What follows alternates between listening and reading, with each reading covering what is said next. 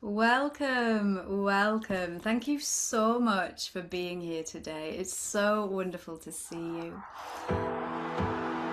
So here we are on Saturday, the 22nd of August, for this Emotional Freedom Masterclass. And I'm so glad that you're here with us. Thank you so much to those who've been writing in the WhatsApp group where you're from, what you do, what you'd like to get from the masterclass. That's great to read. Let me know where you're dialing in from so you can write in chat. Where are you based? What time is it where you are as well? I'm based in the north of England. It's quite cold where we are, and it's a really beautiful place actually. We're nearby the sea, and yeah, it's 11:35 where I am. So let me know in the chat, where are you dialing in from? Let's see, New Delhi, India. It's 4:05 p.m. India, Patna. Wow, thank you so much. Bangalore, Delhi, North Devon. Wow, I imagine it's a bit warmer down there. It is up here. Cape Town, South Africa, 12:35 p.m.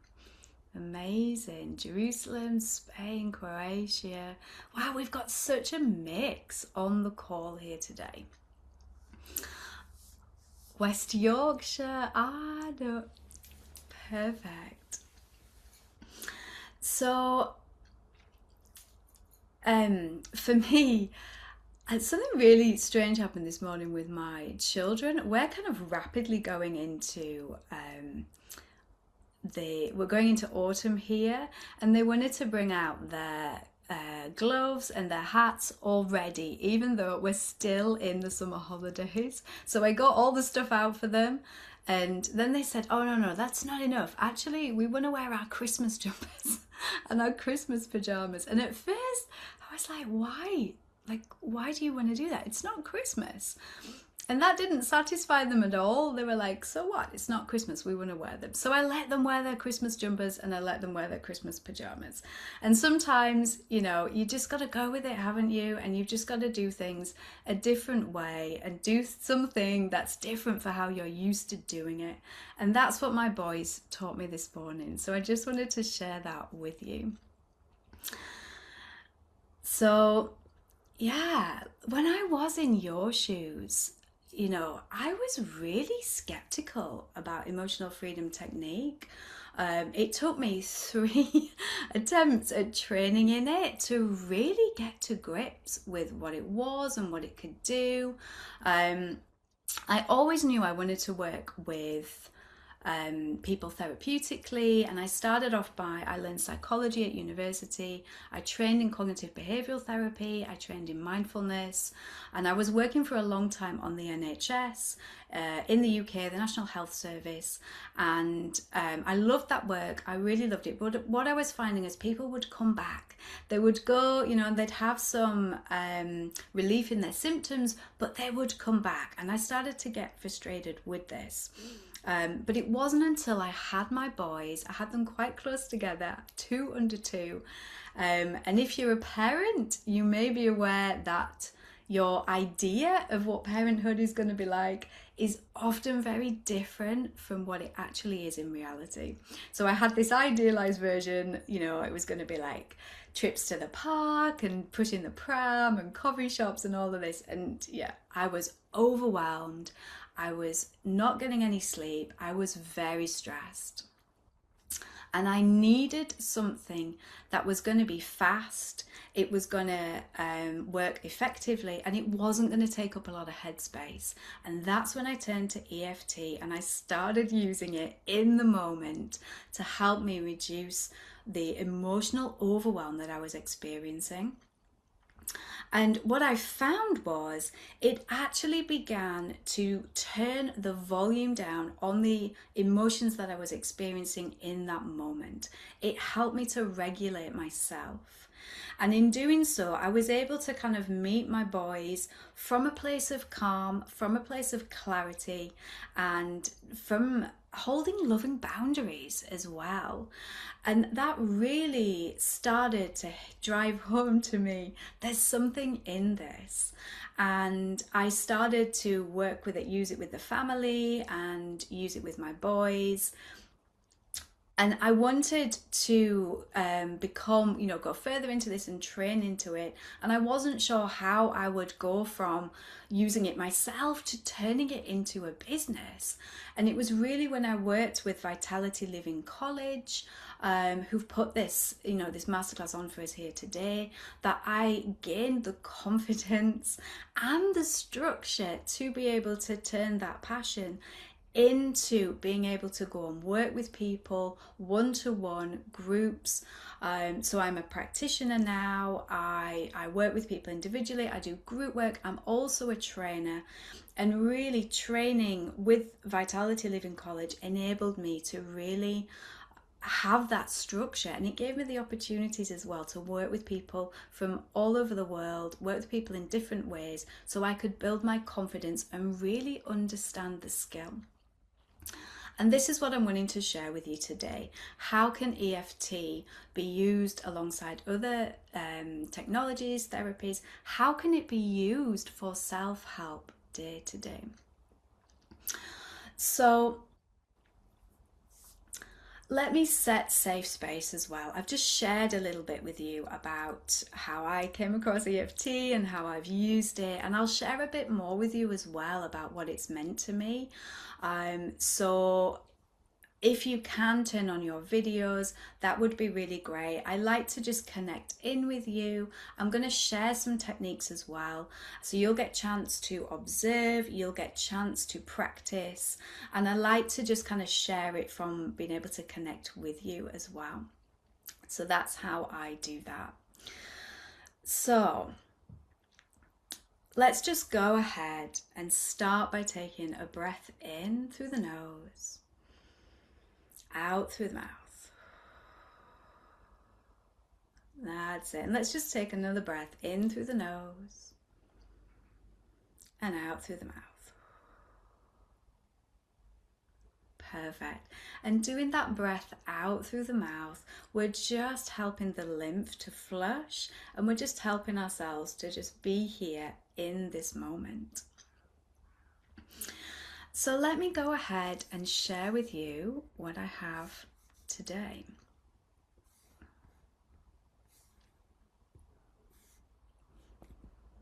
Okay, so can everybody see that okay? Great. So this is an emotional freedom technique masterclass. As I shared with you, you can get really fast therapeutic results with using it to help you feel happy, relaxed, and at peace. And, even as I found in my own experience, in those moments where I was panicking, overwhelmed, frustrated as a new mom, it would help to regulate my nervous system. And this is one of the first things we're looking at doing when we're working with somebody, is to help the nervous system to relax. And one of the ways that we do that is to use the triple karma. And I'm just going to show that with you now, because you may want to use it as we're going about this masterclass. And it's a very simple technique, and you're just going to tap under the eyes. And you can do this along with me, that's great. Tap on the collarbone. So just below, you have some kind of where your collarbone is, just below that on the soft point. So you're not tapping on the bone itself. That's it. So tap on the collarbone. And then thirdly, to tap under the arm. And you can do this like this. You can do it like this. Or like this. However is comfortable. You can tap both. So that's it. So under the eye, collarbone, under the arm. That's it.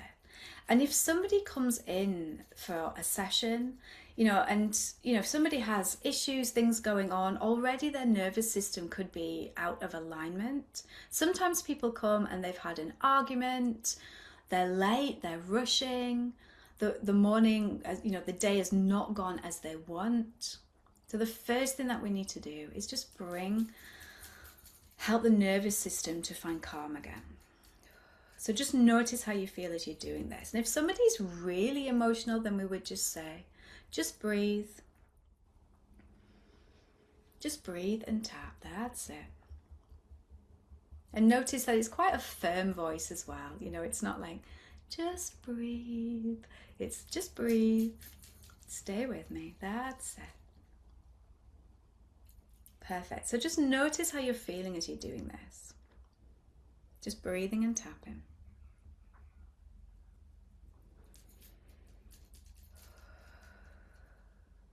That's it. Perfect. So just check in with yourself how you're feeling. And I would just say, if as we're going through this, if you're finding that emotions are coming up, we are going to do a bit of tapping together. You can always use this. It's one of those that I think everybody can use, you know, whatever is going on. It's a simple tool. So at any point, you can share it with people as well. The triple point calmer. So here we're tapping on the stomach meridian. This helps with upset. Here we're tapping on the kidney meridian, which really helps with releasing fear, which can be a big thing, especially if there's a trauma response involved. And then under here, we're on the spleen, also the adrenals. And we're just, you know, if there's been chronic stress, the tapping here allows that to kind of move out of the system so it's not being stored.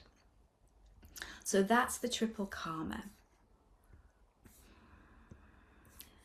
Let me share my screen again. There we go. So who is this masterclass for? So, you know, maybe you're working with people who have problems with their career. Maybe people who have, you know, really deep-rooted fears.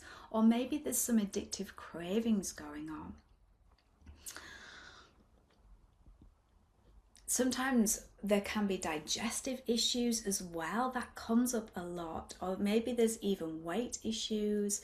Maybe there is something around past things that have happened, past memories in a childhood. Maybe we're working with children, you know, children with special needs, children with ADHD, or all sorts of things going on. Maybe there's pressures around deadlines. Maybe this is what we're experiencing, or this is clients coming through.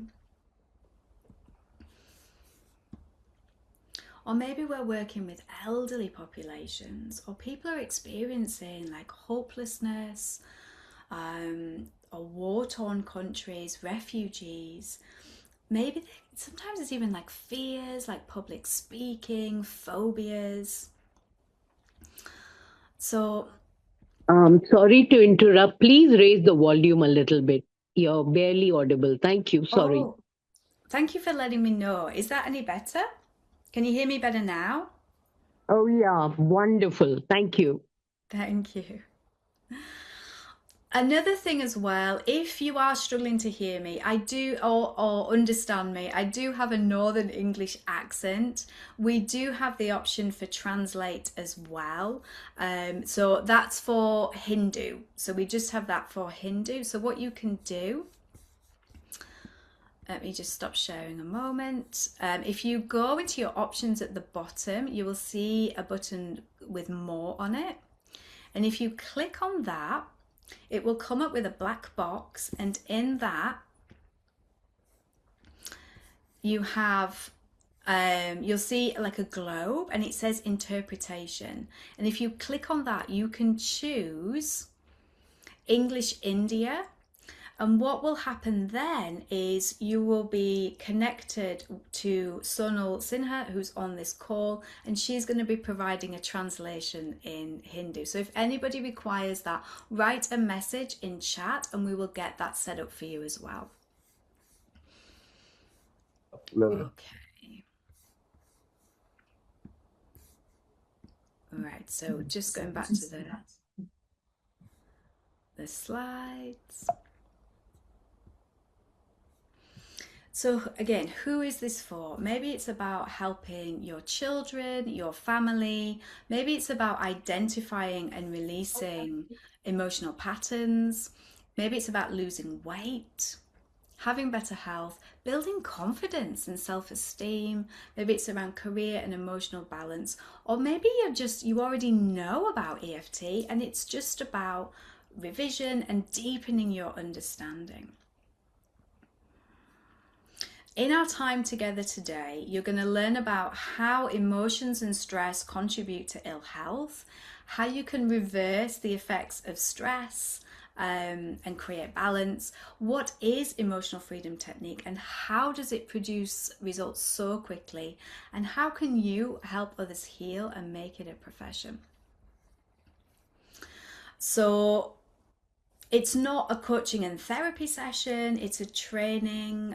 It's not a do nothing, feel calm and at peace session. We're going to go through the techniques. We're going to have a practice with them. So you get a chance to just observe and you get a chance to practice them as well. It's not just about taking a magic pill to feel okay. It's about learning the steps, reflecting on how they're going to work for you and taking those steps to get the results. So this is me. Jessica Tasker. Let me share a little bit about my story. There was a time in my life where I had really low self-esteem, and that led to me struggling to connect with people. I would avoid a lot of things. I ended up moving about a lot. And I really avoided kind of connecting with the pain of just not feeling enough, not feeling like I mattered, until it got to a point, around where I had the children, and suddenly you can't hide anymore, you can't run away, you have to face it.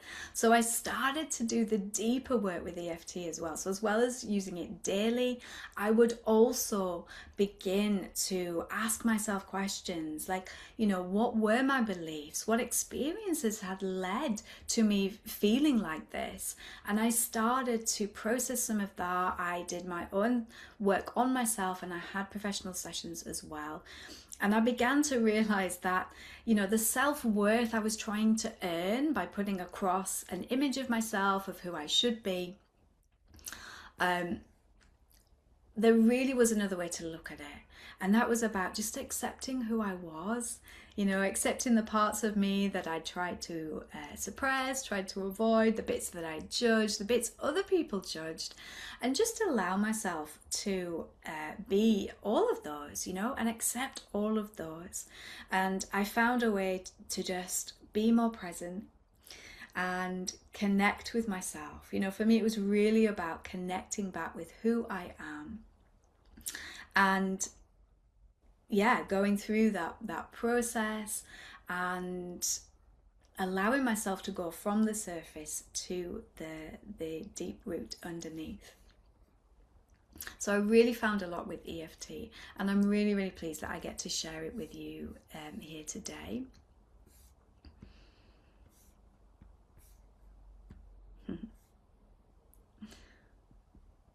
So let's get into a little bit of the science behind this.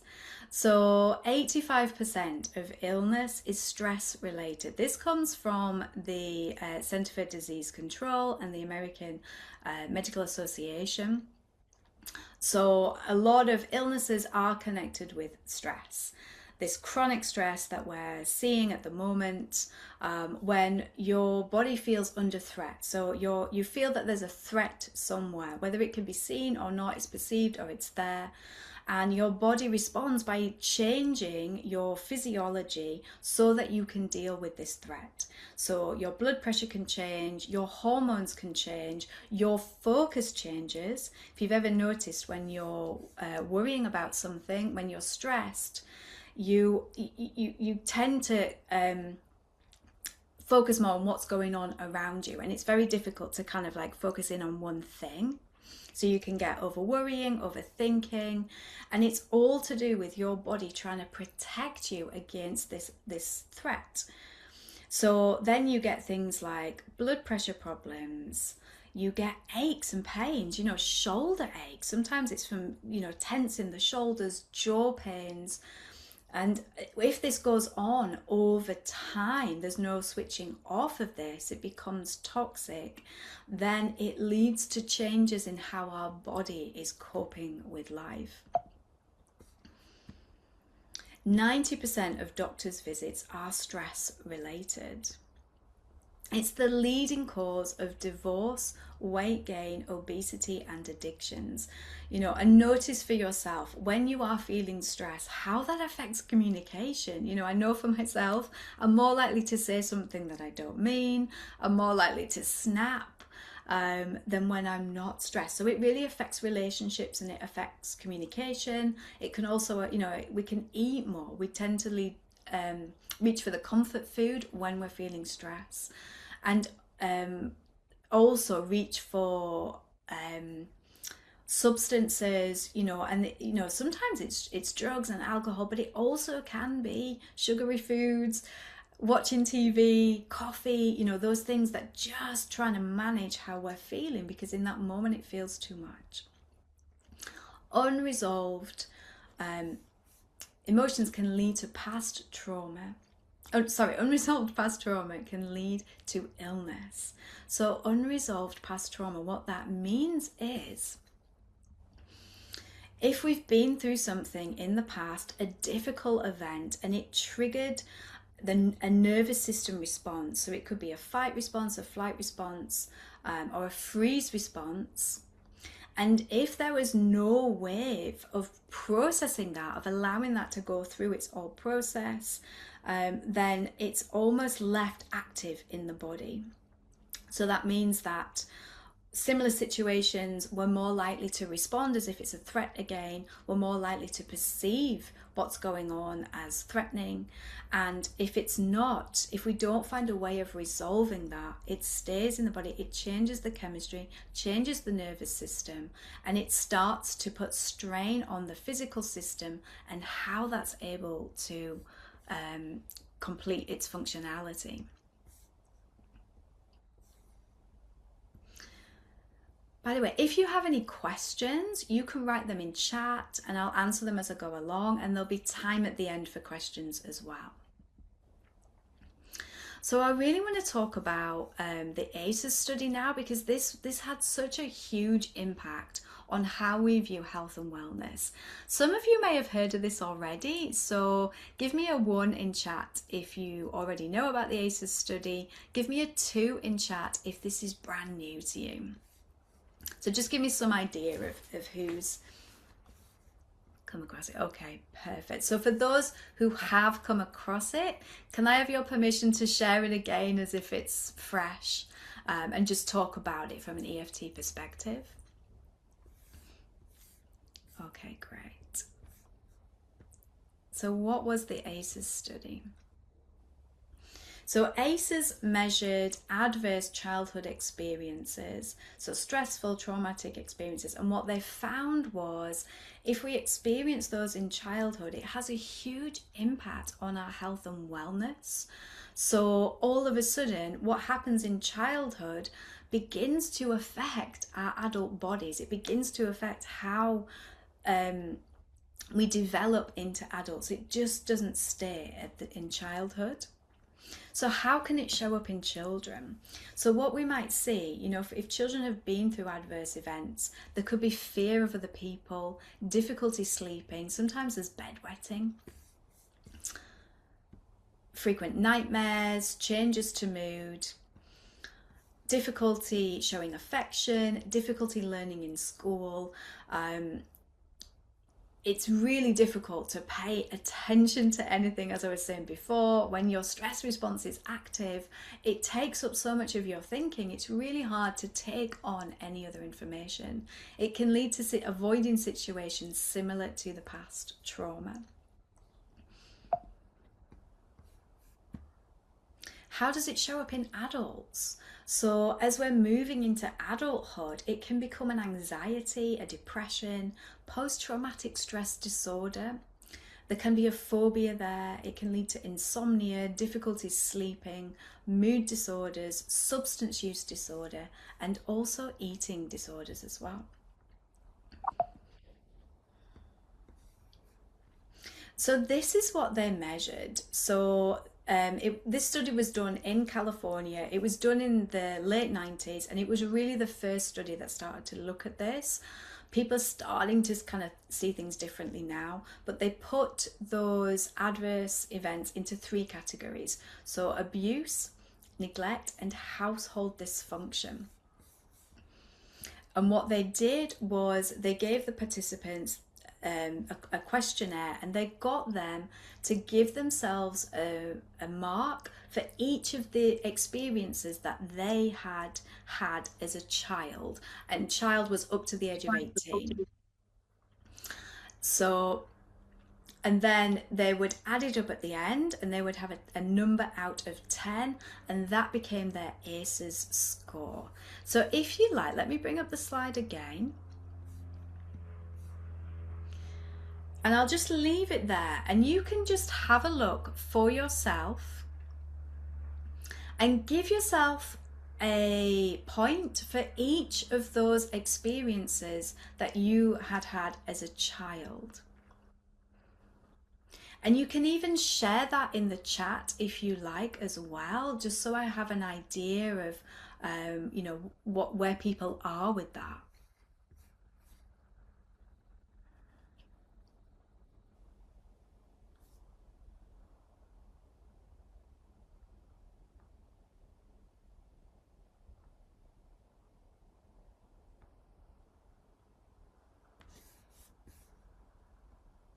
Okay.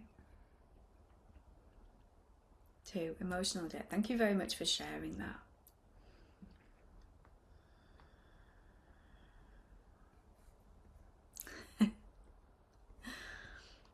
Yeah, sometimes that happens, Jasmine. Yeah, we've experienced, there can be all of them. And sometimes one thing can have occurred numerous times as well. This study didn't actually measure that, but that's a factor as well, having the same experience, but but the frequency being high. Okay, so I will go through the scoring of it and how that reflects how this impacts you. So with a score of 0, so for somebody who's not had any of those adverse response, what they found was that link that correlated with a low likelihood of facing adverse health conditions in adulthood, a low chance of taking up smoking, attempting suicide, experiencing depression, or participating in substance abuse.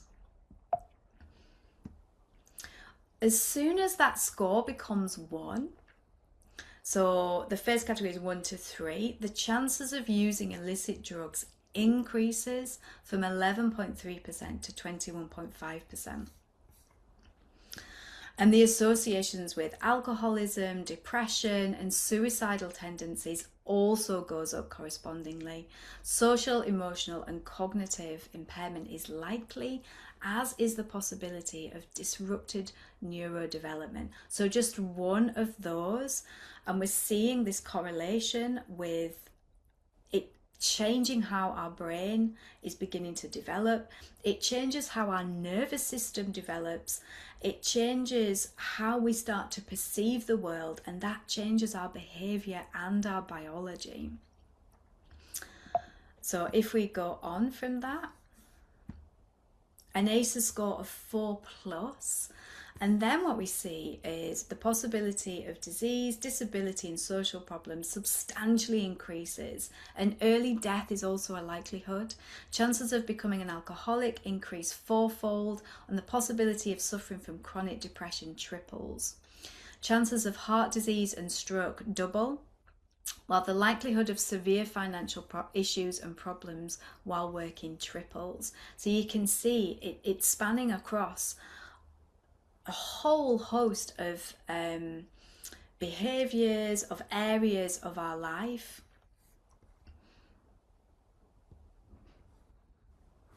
So this is what the behavior might look like.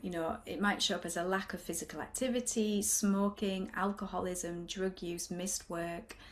It could affect our weight, leading to severe obesity, diabetes, depression, suicide attempts, sexually transmitted diseases, heart disease, cancer, stroke, COPD, and broken bones.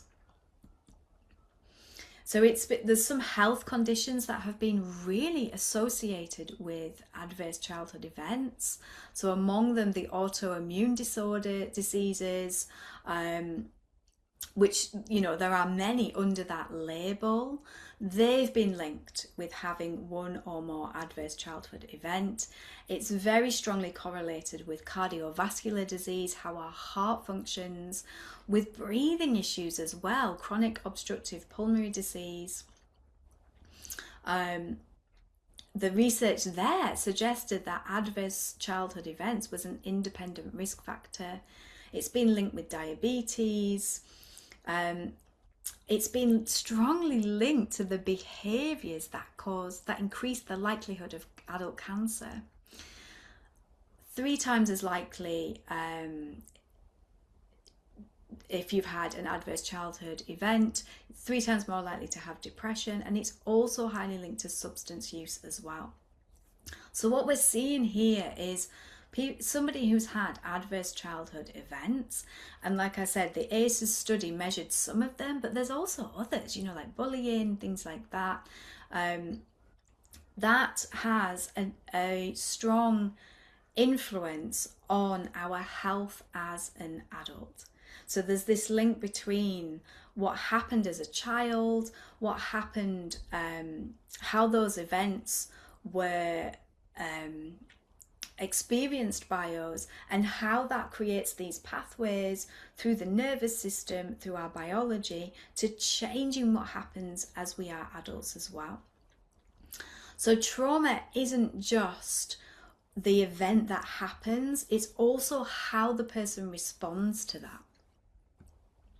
And what I mean by that is, if somebody has a strong, close family member with whom they can talk to, they can process it, they can find new meanings and ways to regulate that emotion and release that emotion, they're going to have a much better chance of moving on from this and not having unresolved trauma.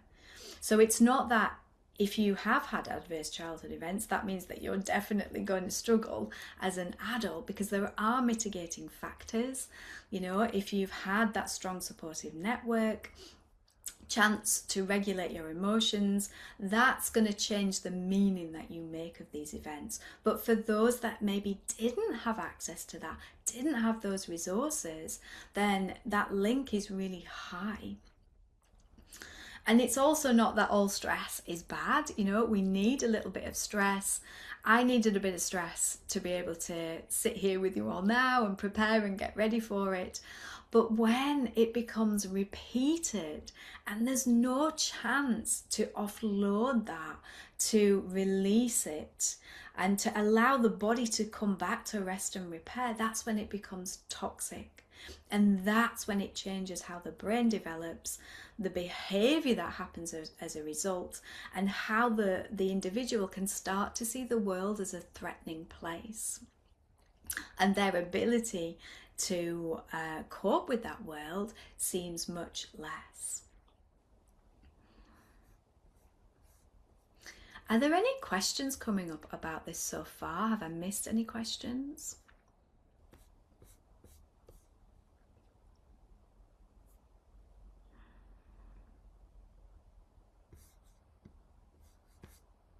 Okay, perfect. So let me share screen again. So what we're seeing is suppressed emotions can increase the risk of cancer by 70% and heart disease by 47%. So when somebody comes to see us or comes in for an EFT session, if they've had adverse childhood events, their nervous system is going to be really, really dysregulated. So one of the first things that we have to do is to help them to regulate, help them to find safety again. Because really what's happening is their nervous system is telling them you are not safe right now. So that can lead to fears of specific situations, like a fear of public speaking. It can lead to phobias, or it can lead to a general anxiety, like there's just no safety here. So we first of all work with somebody to help them regulate, and that triple karma is one of those that we would use to help them find that their way back to balance again, to find that safety. And then from that place, so we might use the EFT to start working on some of the surface symptoms. So if somebody has a fear of public speaking, then we would tap on that. So having this fear of public speaking, how does that make you feel? Maybe there's avoidance of, making speeches, maybe that's impacting work. And we would tap on that to begin with. And then what we start to do is through listening very deeply. So really listening to what the person is saying, what their face is saying, and even what's not said as well. We start to ask questions to help the person go deeper. So we're going below the surface symptoms. So the fear of public speaking, the frustration that brings up, all of those, we would start with those and then begin to ask questions to go deeper, to find the root, to find, maybe it links with an adverse childhood event. Maybe there's perfectionism there. Maybe they had to learn to do everything perfectly before they could attempt it. So therefore it's really hard to get started with something unless it's perfect, which of course it never is it? We can't achieve that perfection.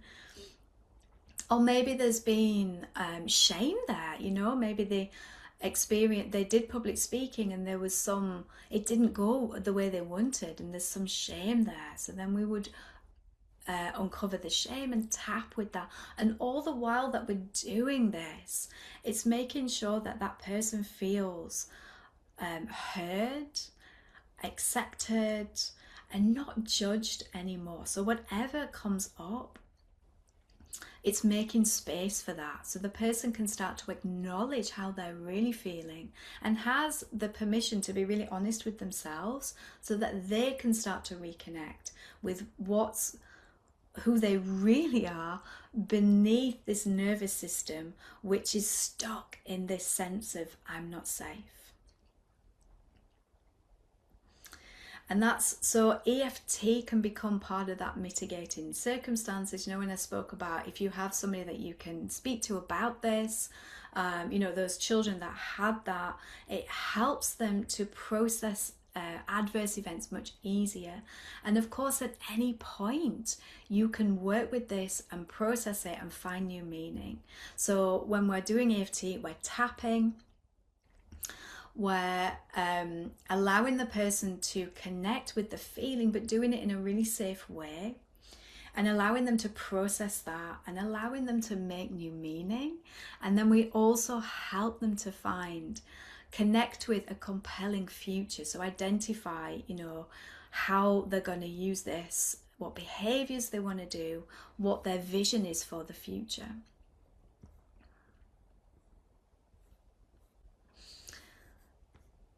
Okay.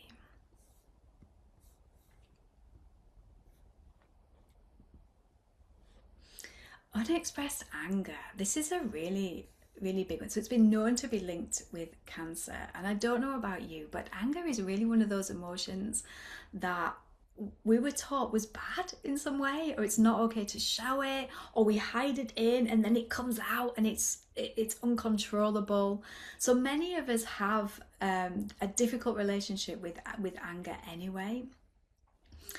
And when there's nowhere to release that, if we avoid feeling it, if we inhibit feeling it, if we try and avoid situations so we don't feel that, that can lead to it being suppressed, and that can put strain on what's going on inside physically as well. So as part of our sessions with somebody, we have a series of techniques called energy flow. And energy flow is a system that works with the meridians, it works with the body, it works with the emotions, it works with the lymphatics to help the body find its own way back to balance. So I really want to share an exercise with you now. It's known as the tantrum release. And I guess it's called that because if you look at what children do, when they're having a tantrum, what they're actually doing is they're releasing that anger. They're getting it out of their bodies. You know, sometimes it's like they're kicking and they're doing this, and they're letting it out. And sometimes as adults, we're like, oh no, that's not okay. That behavior is not okay. So somewhere we kind of lose that ability to just allow that to be released through the body. So I'm not going to ask you to have a tantrum today. I'm going to show you this exercise. And I've shared this with loads of people, and sometimes people can feel a bit silly doing it. So I'm going to take you through the steps and just invite you to do it along with me and just notice how you feel before and after as well. So if you can have your camera on and I can connect with you, that's great. We are going to make noise. If you don't want to make noise, then you can just do it silently, you know, whatever you feel comfortable with. So the first step with it is we're going to find our collarbone. So the point that we tapped on before with the triple karma. And we're going to tap on there. So we're just using fingertips and we're just lightly tapping. We don't need to do it hard. That's it. And then next, you're just going to connect with any emotion of anger, irritation, frustration, you know, known or unknown. Just have the intention to connect with that. And then the next step is we're going to make the sound of that anger. So whatever that means for you. And remember, you're muted. You can do this however you want to do it. So just take a breath in. And as you breathe out, make the sound of that anger. Ah.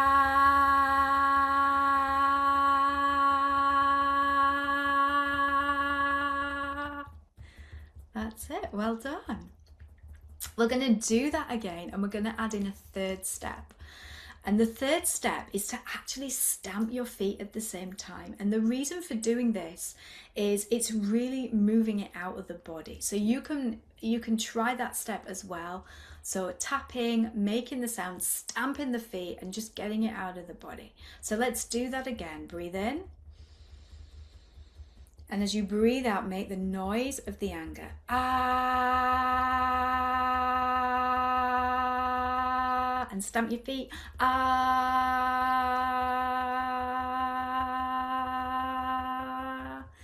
That's it. Perfect. Let's do that one more time. So keep tapping. Breathe in. And make the sound. Ah.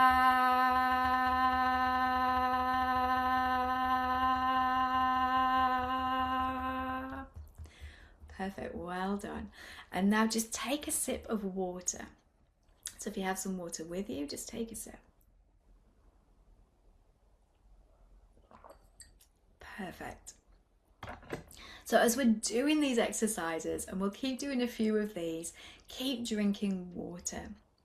So you're actually going to be releasing emotions. You're going to be making shifts in your nervous system. So drinking the water just helps to flush out the toxins, as called. So that exercise is called the tantrum release, and it works directly on releasing anger. Let's do a few more exercises as well now we've started. So that one was specifically for anger. The next one that we're going to do is called the Stanley Rosenberg, and this works on the vagus nerve. So just let me know in chat if you've heard of the vagus nerve, 2 if you've not heard of that at all.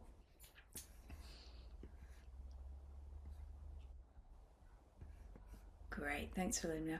Oh, Victoria, I have had a tantrum today. Yeah, it does. Sometimes we still do have tantrums, and it's a way of just releasing that.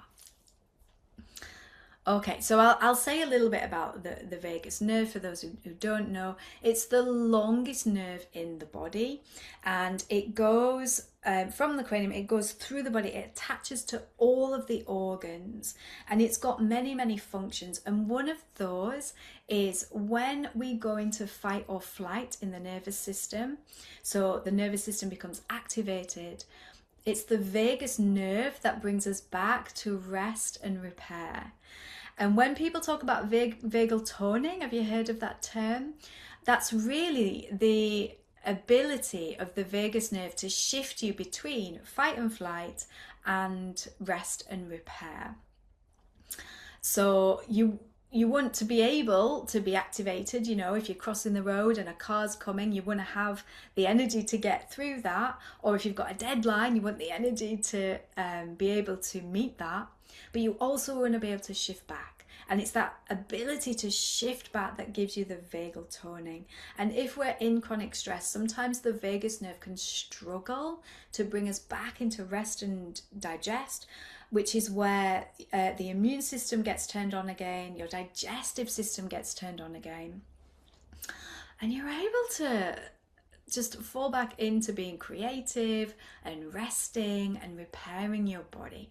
And this exercise really helps the vagus nerve. So how we're going to do it is we're going to interlace our fingers like this. And you're going to place them at the back of your head. So where you just kind of cradle the back of your head? That's it, perfect. And you're just going to keep your head straight forward. And in a moment, what I'm going to invite you to do is just move your eyes only to one side. So decide which side. Whenever you're ready, just move your eyes to the side. That's it. So your head is straight forward and your eyes are just to one side, as far as they'll go. And just stay here and breathe. And what you're looking for is a yawn or a shift or a sigh or just some kind of release.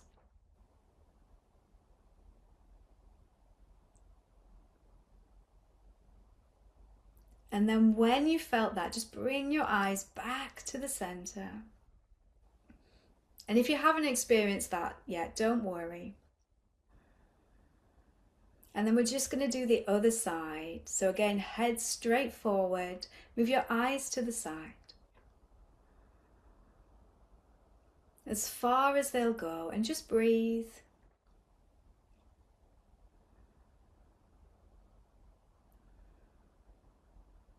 That's it. When you feel that shift, that release, just bring your eyes back to the front. And then you can just rest your arms when you're ready.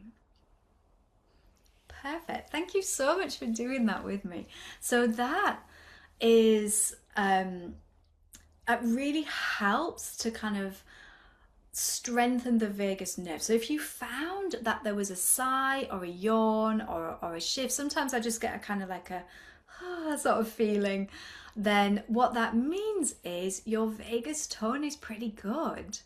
If you didn't experience that, then it could mean that there is some cortisol in the system.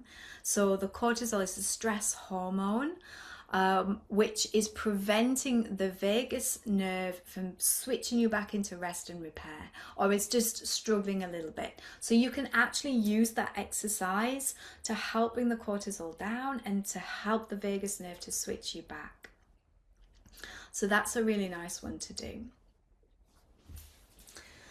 Sometimes what can happen is when we're feeling stressed is we can get things like shoulder pain. And shoulder pain can actually be linked to the small intestine. And the reason for that is the small intestine meridian runs through here. And sometimes, it can be that we feel like the weight of the world is on our shoulders, or sometimes we just hunch them like this because, again, the vagus nerve is here. So if we're feeling stressed, it's there can be tension there. So what I'm going to invite you to do now is to actually hold and breathe on the little finger. So if you just take hold of your little finger, either hand, that's it. And just rest your hands. I'm holding mine up so you can see what I'm doing.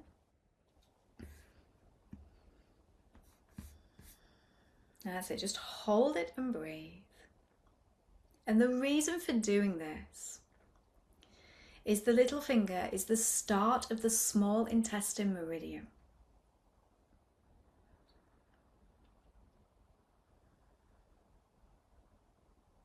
And because it runs through the arm, down the shoulders like this, holding this and breathing can actually start to invite the shoulders to soften. And if you notice that your shoulders are really tense, then you can just let them soften.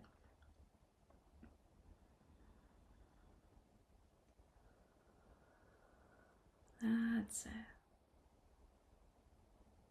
And just notice how you feel doing that. Now the little finger also holds the energy of trying too hard. And sometimes when our shoulders are really stiff, it's because we've been trying too hard. We've been holding so much. So holding this can just invite the balancing of that energy of trying too hard.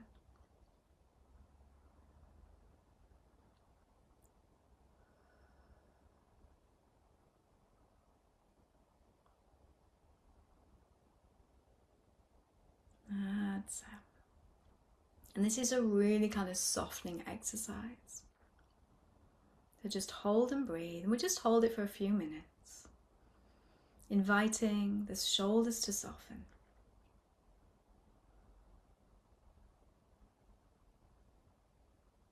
Perfect. And then you can just rest your arms and just check in with how you're feeling now. And you can even share in chat how you're feeling. Now we've done a couple of those exercises. How are you feeling now?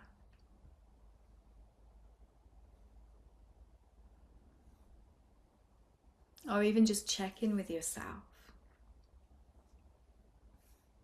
Release of gas, wow. Definitely going to use it daily. Yeah, I think that's such a great point, Minora. And that's what I found really helpful. Like even starting the day by doing one of these exercises that just allows you to connect, allows you to release any emotion. And it's just a really great way of just reconnecting with the body. Because even sometimes we can be really critical of the body, can't we? And it's like, oh, it's too big, or it can't do enough for us. And we really put our body through a lot. So sometimes just taking a moment to just connect in a different way, giving the body a different kind of attention, that can really, really help. You're rebalancing your nervous system. You're helping your lymph system, releasing stored emotions, and it can really make a difference.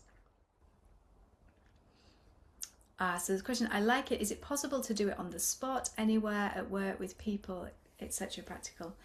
Yeah, I think that's one of the great things about these techniques. I think you can take them anywhere because you don't need any special equipment. It's just about how, finding a space where you can just connect. And it's very easy, isn't it, to just hold the little finger and just breathe. You can do that without anybody even noticing.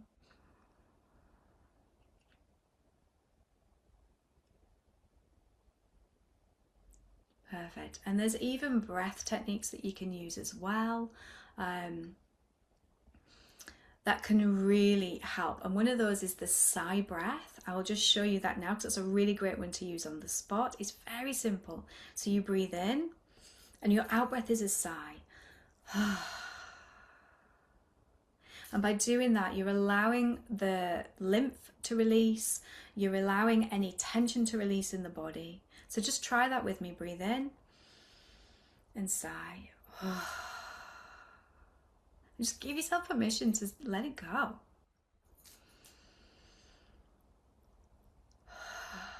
That's it. And if you notice you're yawning, you're starting to feel sleepy, that's absolutely okay. Yawning is often a sign that the nervous system is rebalancing, by the way.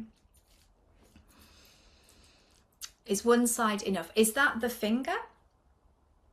Is that related to the finger? If that's the case, then yeah, you just need to hold one and that will rebalance. You can do both as well if you like. Particularly if there's shoulder issues on both sides, if you're finding that, then I would do it both sides, because then you're doing both meridians. But if it's more about wanting to let go of the energy of holding on too much or trying too hard, then you can just hold one hand and that's fine. Okay, perfect. Thank you so much for joining in with this. Remember to just drink water as you're going through. And I'll remind you as we go through as well. Okay, so unforgiveness is another area that can come up in the work that we're doing. It's been linked to diabetes, pain, and heart attack. So unforgiveness is very advanced work, by the way, and it doesn't always mean forgiving the behavior that's happened. Sometimes forgiveness is more about releasing it to free yourself, so you're not holding on to resentment. It's not staying inside of you. It's allowing a place to give yourself the freedom from it. So what can you do then? So just as we've been doing, figure out a way that works to release stress. In the same way that you brush your teeth every day, you have you wash yourself, it's having a way to release that stress as well. Especially now in our lives, where we're on a lot of the time, we have emails, we have messages coming through. We need to find a way to release that stress, and one that's going to work for us. Using a clinically proven method to free suppressed emotions. And that's why I love EFT, because it does have that clinical data backing it. Learn a method to reverse past trauma and support better health. So we can use something in the moment every day that's gonna help release. So it's like, if you have a stress bucket, you can tip it out every day so it's not gonna overflow. But you can also go back and work with any unresolved memories, issues, whether they're traumas or not, to allow that to be released, so that changes how you show up in the present. So here we come to the emotional freedom techniques. It's been shown to overcome stress. Excuse me a moment, I just need to drink. There we go. It helps eliminate pain. It helps you recover from the past, things that have happened, helps with phobias, can help with past trauma and accidents, that kind of thing. Works with cravings, and to break through limits as well. If there's negative beliefs, limiting beliefs that are there, emotional freedom techniques can be used for that as well. So what exactly are we talking about here? There's EFT, and then there's professional EFT as well. So there's a lot of EFT out there. You can go onto YouTube, you can get a video, and that will give you a general tapping, a script, or an affirmation. And we do use those. It's not that we don't use those, and they can be really, really helpful. But professional EFT, which is what we're focusing on today, is somebody who can take you through a transformation program. So they can help you with your nervous system. They can help you go from the surface to the root cause, so that it's moved out of your system. They can help you find meaning. So connect with it in a safe way. And while you're connecting with the problem and tapping, what's happening is you're connecting with something that caused difficulties, that activated your nervous system.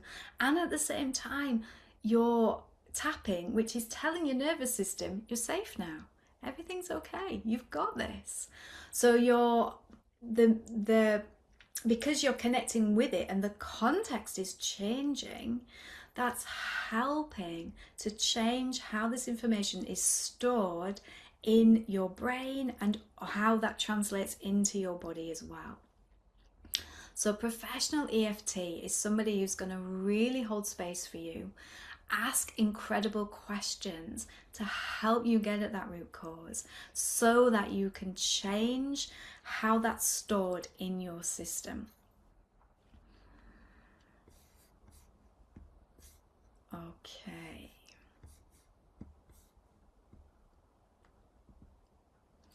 Let me talk you through the data, because this is one of the big things that really grabbed me with EFT. It's got a lot of data behind it. So one of the most extensive studies was done in relation to post-traumatic stress disorder. So post-traumatic stress disorder is it's a diagnosable condition of which you're going to see things like the memory coming back and interfering with daily function. You're going to see overthinking, you're going to see avoidance, and you can also see kind of depression in there as well. And this study was done on war veterans, and they were given 6 sessions of EFT, and they were compared with a waitlist group. So the waitlist group had no therapy whatsoever. And what they found was after 6 sessions, 90% were free from the PTSD criteria. So they no longer met the criteria. So their symptoms had reduced. They also compared EFT on post-traumatic stress disorder with the standard care group as well. And the standard care group, as opposed to the waiting list, was a 4% reduction, 90% with EFT. It's also been tested in connection with test anxiety. So it's been shown to reduce the test anxiety. In the UK, the school test, the GCSE results have just went out in the last few days. So, you know, when there is a lot of test anxiety, EFT has been shown to reduce that. Athletic performance improves by 26%. Decrease in pain, distress and cravings. Depression reduces by 73%. Less pain with fibromyalgia. There's very little at the moment that's offered to people who have fibromyalgia, by the way. Also, reduction in phobias and fears. Weight loss is another area that's really being looked at in connection with EFT. So this was a study that was done in Australia. This is Pete Stapleton. And what they did, so they took people who had cravings for different foods, and they took pictures of their brain with the MRI scan, and they showed them images of food. So all this kind of yummy stuff here: sandwiches, pizza, ice cream, chocolate chip cookies, burgers. They would show them these images and they would see what happened in their brain after showing them this. So normally what happens if somebody has a craving, there's a part of the brain known as the amygdala. It's a really small almond-shaped part. It's part of the limbic system. And that part of the brain, when somebody experienced felt uncomfortable or there was a difficult emotion, what would happen is that part of the brain would signal saying, eat something now, this emotion's coming through, it's not safe, eat something so you don't have to feel it. And what they found was after the EFT, that part of the brain was no longer signaling to eat.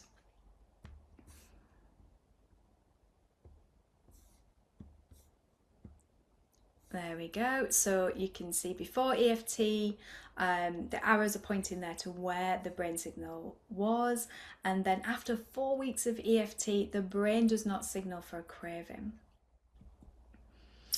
And also what's really significant here is the weight stayed off. So it was long lasting. So they measured it at 4 weeks, they measured it at 6 months, and they measured again in 12 months. So the average weight loss was 5.5k, but it stayed off. That weight loss was maintained. It's been tested with anxiety.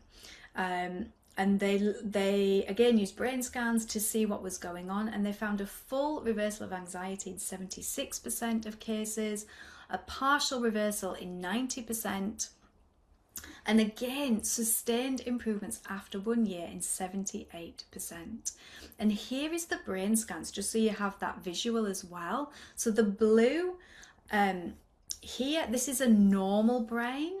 This is what a brain looks like in somebody who has generalized anxiety disorder. And this is the pathway through having EFTs. After 4 sessions, this is what the brain looked like. After 8 sessions, we're seeing more blue. And after 12 sessions, it's starting to normalize. So EFT is starting to be used here in the UK on the National Health Service for healthcare workers. And one of the biggest things that goes on for them is the burnout. It's incredibly stressful. You know, there's so much that needs to be done. And the results have shown that burnout has been improved by 45%, and they've seen a reduction in pain, cravings, and distress. It's also been measured with depression, 41% reduction in symptoms there. Physical pain has been found to decrease with EFT, and one of the first things that we teach on our courses is using it with physical tension. I actually, at the start of the summer, so we're in our school holidays at the moment here, and the first weekend of our summer holidays, I damaged my ankle on the trampoline, which is the second time this has happened, by the way. I like trampolining, and I just landed funny and my ankle swelled up. And the first thing that I did was, I applied ice and I did all of that and I elevated it, and I sat and I tapped. And the tapping obviously didn't take away the injury, but what it did was it took away the shock that I'd had of feeling this pain. It brought that down. It helped the pain that I was experiencing in the moment. It reduced that. And it also, I connected with past memories, because I felt really guilty that I'd had this injury and now I couldn't be there for the kids, and I couldn't do all the things that we planned for the summer. I couldn't drive, I could hardly walk. And then I was able to release this guilt that I'd been carrying and hadn't known. And it was only through having this injury that it kind of allowed me to connect with that. So sometimes when you have an injury or there's a physical tension going on, there's an emotional counterpart as well. Even with living with chronic pain, it can be really, really difficult. Like obviously mine was an injury. So the EFT can help on all sorts of different levels when we're talking about pain. So let me show you that slide again. So what we were seeing was pain severity came down. Pain interference, so that means how much is the pain interfering with your functionality in your day? Can you go about your daily routine? That came down 26%. Anxiety around it, it can be really anxiety provoking, feeling pain, came down. Excuse me. Somatic symptoms came down. Depression came down. Quality of life went up. Satisfaction with life, and also happiness as well. So we're seeing all sorts of different elements coming through. I mentioned cortisol earlier.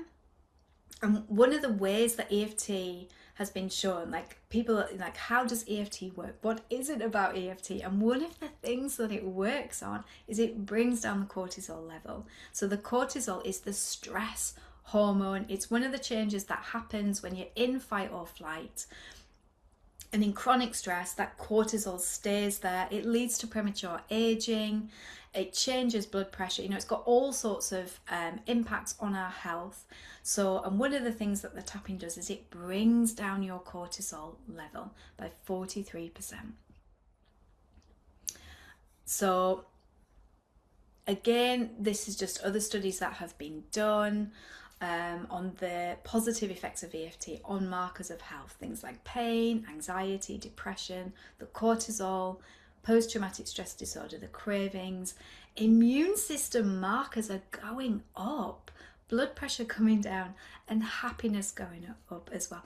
And that's really what it's about, isn't it? You know, it's like people, when they come to us, they're wanting to improve their quality of life. They're wanting their happiness. They're wanting to live the life the way they used to, or the way that they're wanting to. It's not necessarily about like getting rid of anxiety or depression. You know, it's being able to be the selves that they want to be and reconnect with that.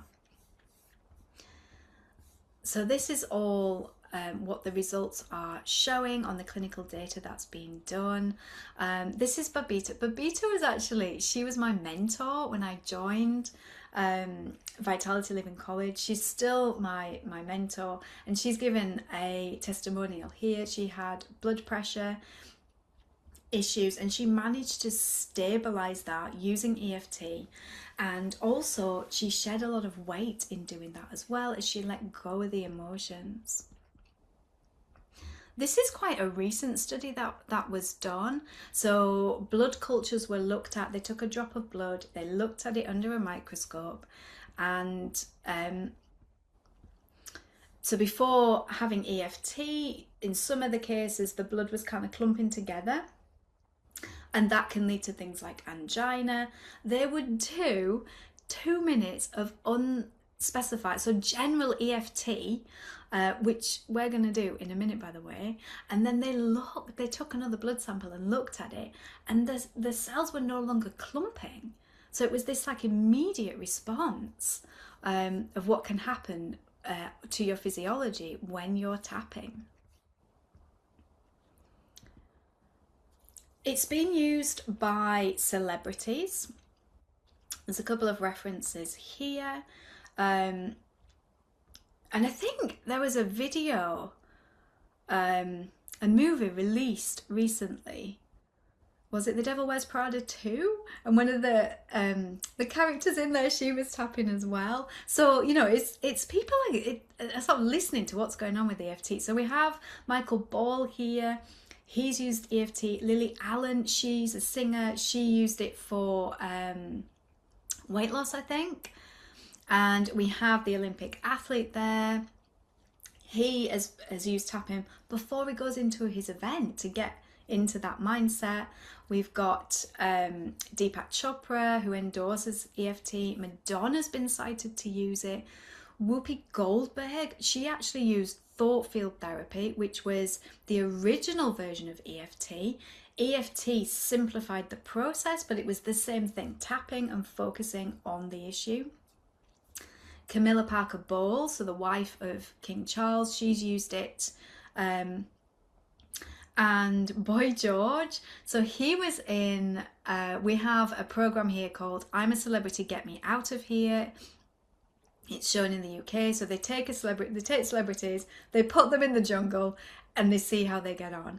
And he apparently used EFT to help him with that and with some of the anxieties.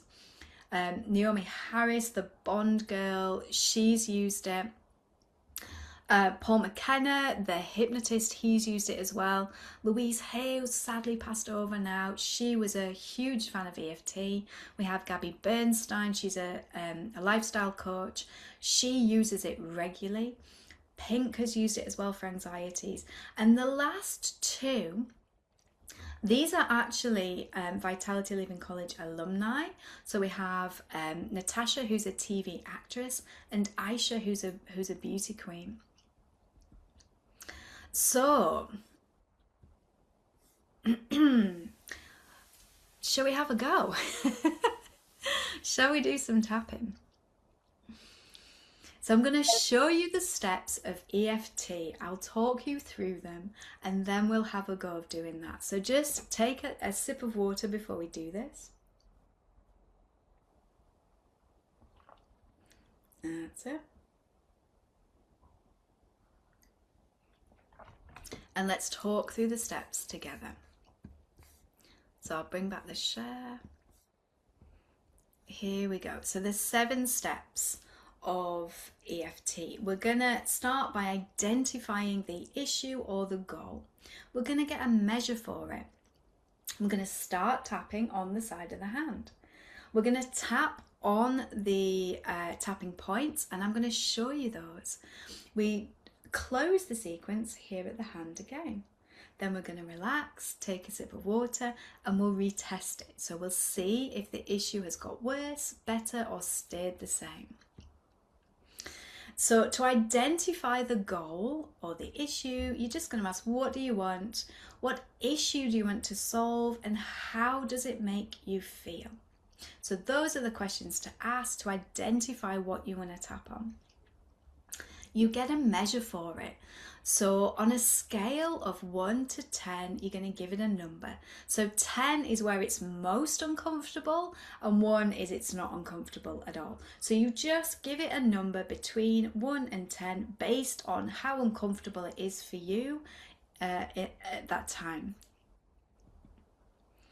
We start tapping, and we start tapping on the side of the hand. This is known as the karate point. And we say the setup phrase, even though I have this headache, fear of public speaking, sore shoulders, whatever it is. And then we end that with a positive affirmation. And it's usually, I love and accept myself anyway. If you don't like that, and that's absolutely fine, you can say, I'm okay. They both work. So you choose what works for you. And we're going to say the setup phrase 3 times, and then we're going to start the tapping sequence. So let me show you that. So the tapping points, these are those. Actually, it's probably better if I show you them. So the first one is here, and you're just going to tap on the inner corner of your eyebrow. That's it. So this is the first one. The second one is your temple. That's it. And then you're going to go under the eye. So just there's kind of like a bony ridge. You're just going to tap on there, and just gently. We don't want bruises. Just tap gently. And then under your nose. You see? It's even harder to hear me when I do that. But just under the nose, the chin. So just where the dint is, you're going to tap on there. The collarbones that we've done before. And then under the arm. And you're going to be about 3 inches down from your arm. And you can tap this way. You can tap this way. Whichever way is comfortable. And then we come to the hands. And you're going to tap where the skin and the nail meet. So 2 fingers or 1 finger, whichever you prefer. And then the same place on the first finger. That's it. And then the second finger. You're going to miss out the ring finger. And you're going to go right to the little finger. That's it. And then we're going to go here. So those are the tapping points. I'm going to tap with you. You don't have to memorize all of that. There is a tapping point on the top of the head as well. And we would use this for positive affirmations. So when we're tapping on the issue or the problem, we don't use that. We use that when we're doing positive tapping. So we may tap with that today, or it may just be those that I've showed you. Okay. And as we're tapping, we're stating the problem out loud as well. This issue, this headache, whatever that is. Close back here, and then we start. We repeat the setup phrase. Even though I have this problem, I deeply and completely love and accept myself, or I'm okay. So it's a positive affirmation. And then we're going to relax. We're going to take a breath. We're going to take a sip of water. And you're just going to check in with how you're feeling, how the issue is. And then we can retest it. So you're going to use that same scale of 1 to 10 as to how, whether the number's gone up or gone down, or stayed the same. And all of that is great. It's information. If it's gone up, all that means is, so if it's the number's higher, so it feels more uncomfortable, that just means something's coming to the surface to be released, so you can keep tapping. If it stayed the same, what that might mean is we just need to get more specific with the words. Maybe the words didn't quite land with you, and if it's got better, then that's shown that it's being processed, it's being moved out of the system. So okay, what we can do now is we can try and do some tapping, and I would like to do that on breathing. So this is called the relaxed breathing technique, and the reason that I want to do it on breathing is because think about when you're angry, how do you breathe? When you're anxious, how do you breathe? It's kind of shallow. When you're relaxed, how do you breathe? It's like each emotion has a different breathing pattern.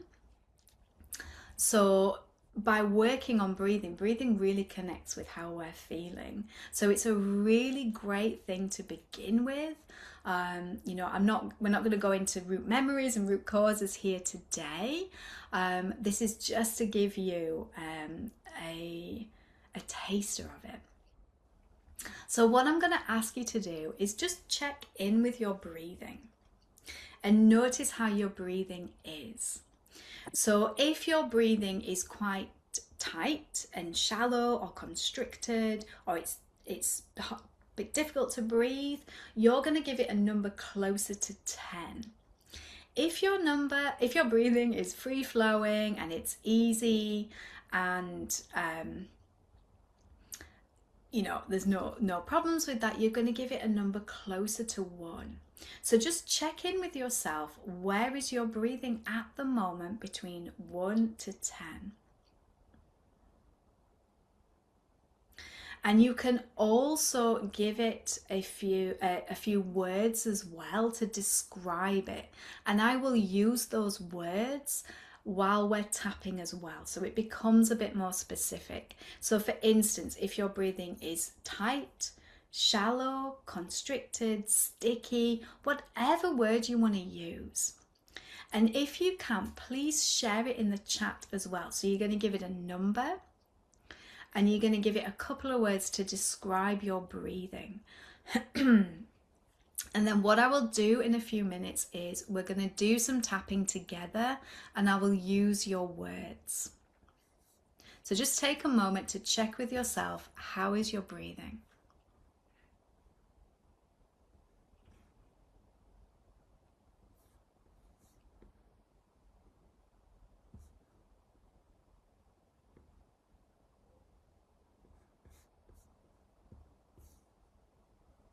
Okay.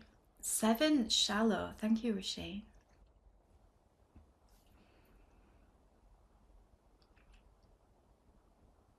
I'll just give you a few more minutes just to share some words and then we'll go through the tapping.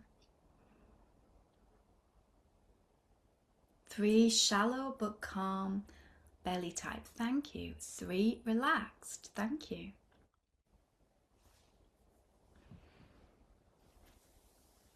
Relaxed 3, 6, shallowish. Thank you so much for sharing this. It's really great to read that, and we'll use those words as we're tapping so it's more specific to you. 5, relaxed. Thank you.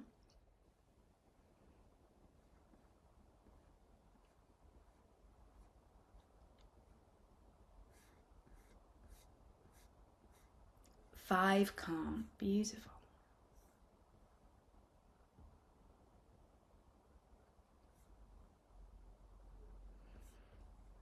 Okay.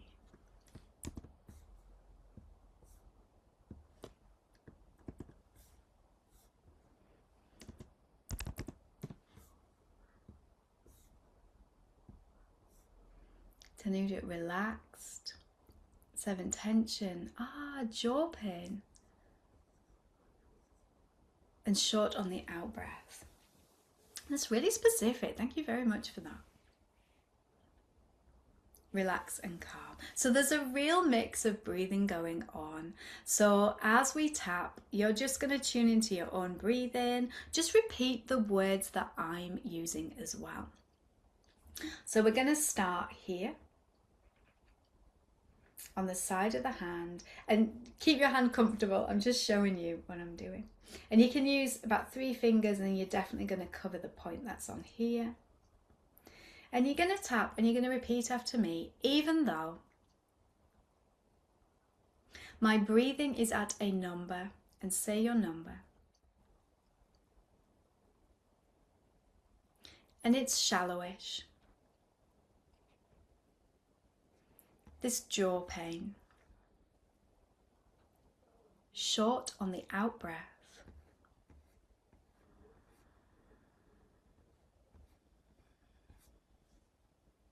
I love and accept myself anyway. And we'll just repeat that, even though my breathing is at a number. And it's shallowish. Short on the out breath.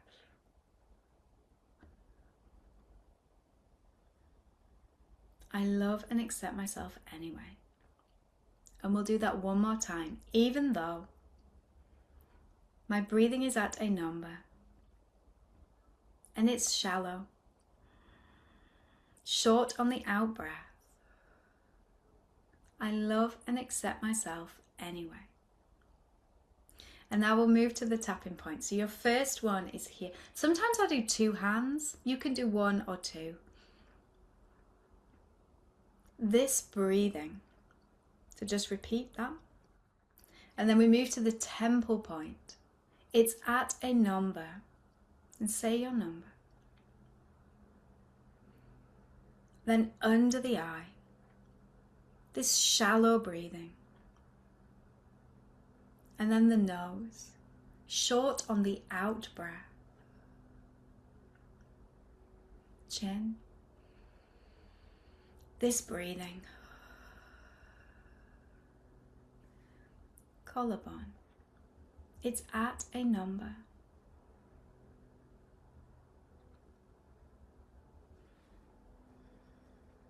Sometimes it's hard to breathe fully.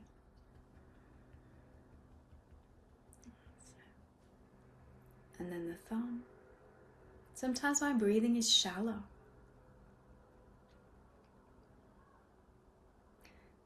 First finger, or short on the out breath. This breathing. It's at a number. And then we close here, even though my breathing, it's at a number. Sometimes it's shallow or short on the out breath. I love and accept myself anyway. Perfect, well done. Then we just take a breath in through the nose, out through the mouth. Take a sip of water.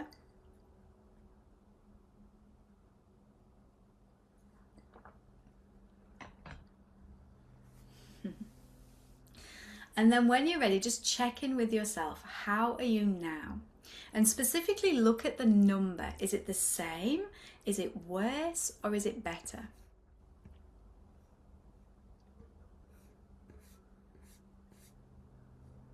And again, you can put in chat, if it's got worse, give it a W. If it's got better, give it a B. If it's the same, give it an S.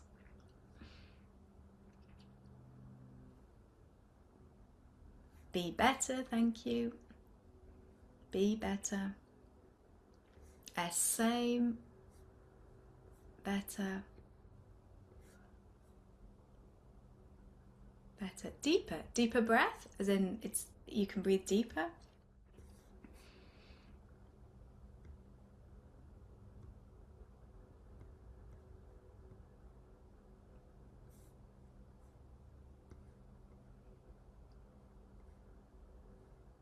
Perfect. Deeply happier as well. Wow. Feels better because I can use this whenever I feel overwhelmed. Yes, that's it. You can. Lots of yawning. Yeah, yawning is often a really good sign of the nervous system rebalancing. Breathing's actually coming out properly. Yeah, I felt like it was stuck before and stale, and it feels like it's actually breathing out. You know, every time I do this, I always feel a difference in my breathing. Like even now, I don't know if you can hear it in my voice, but even if you're breathing, even if it's relaxed, sometimes it's just there's a deeper breath there. So thank you so much for sharing this. So same, but I feel more relaxed. Ah, interesting. Made me sneeze.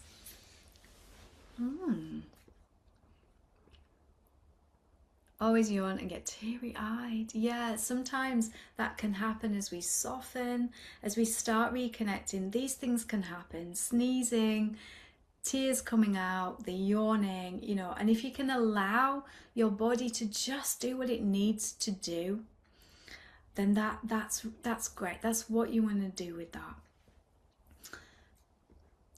Yes, I will speak a bit louder. Thank you very much for reminding me. Is that better? Savita, can you hear me better?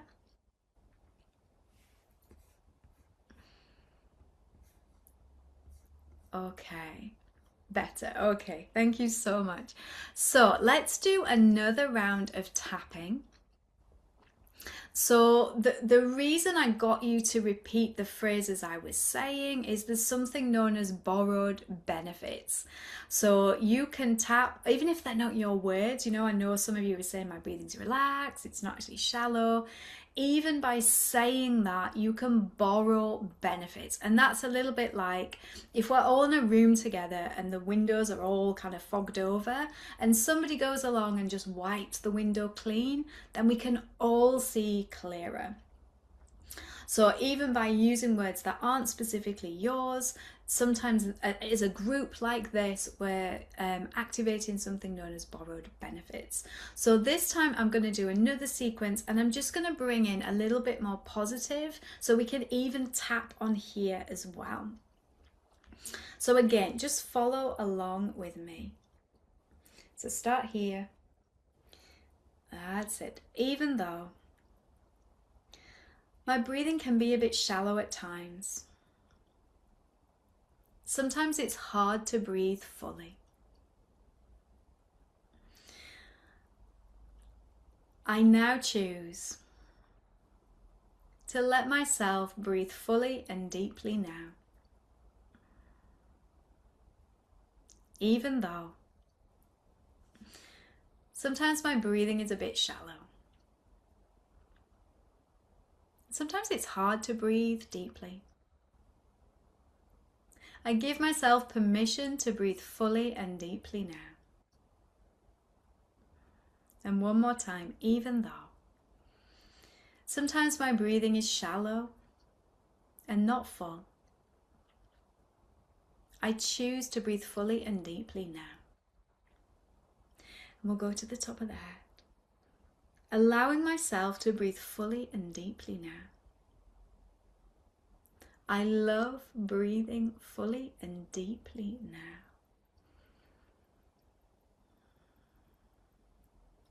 Fully breathing in. Fully breathing out. Letting myself breathe deeply now.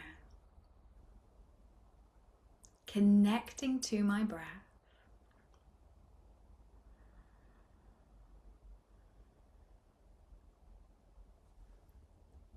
Allowing myself to fully release. Breathing deep. Letting life breathe me. I love my breathing. Letting my body breathe however my body wants to breathe right now.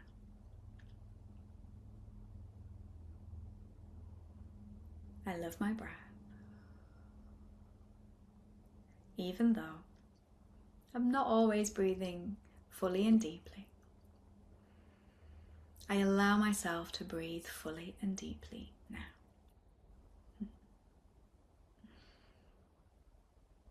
Perfect. And take a breath in through the nose, out through the mouth. That's it. Take your sip of water.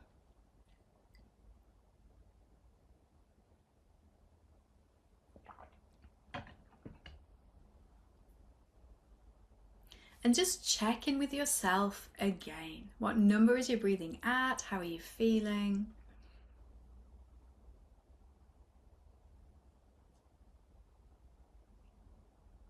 And feel free to share.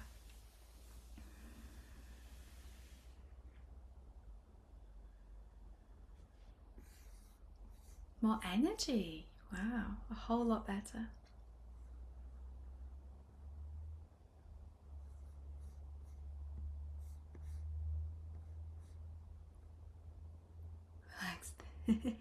Could have a banana now. It sometimes does that when things like when you've been busy doing and then you do something like this and you realize, oh yeah, I'm actually really tired.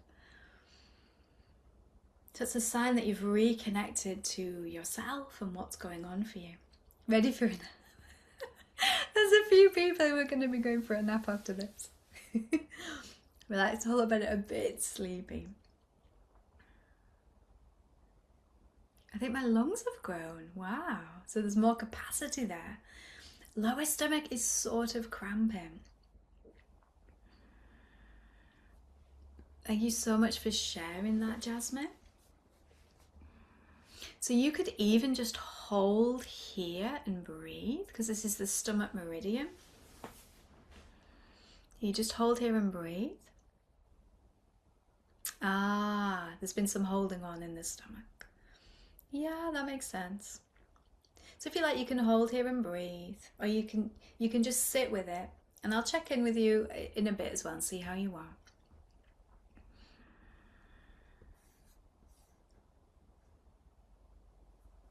If anybody is finding that things have been, they've connected more with things going on and stuff has come up, then just do this. Remember the triple karma? Always go back to this. That's it. And like I said, this first point is the stomach. So if there's stomach stuff going on, just hold here. And just hold and breathe.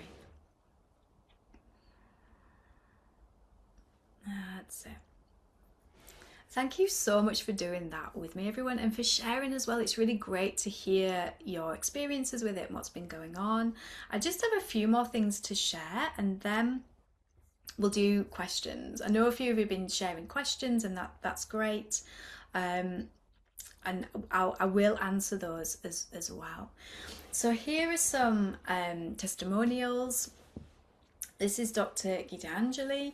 So she had lots of losses in succession, and coming to EFT supported her through those losses. It was really a transformative journey for her. She did EFT and ICM, which is inner child matrix, and that's a way of using EFT to work specifically with past memories in a really safe, trauma-informed way. Chaturi discovered self-love and worth. It really helped her to truly love and accept herself, which is so beautiful. Sejal worked with body pain and swelling, edema and fibromyalgia that she'd had for 7 to 8 months. She managed to resolve that and was able to sleep. Emma Voss, this was cravings. She found the chocolate cravings were completely gone.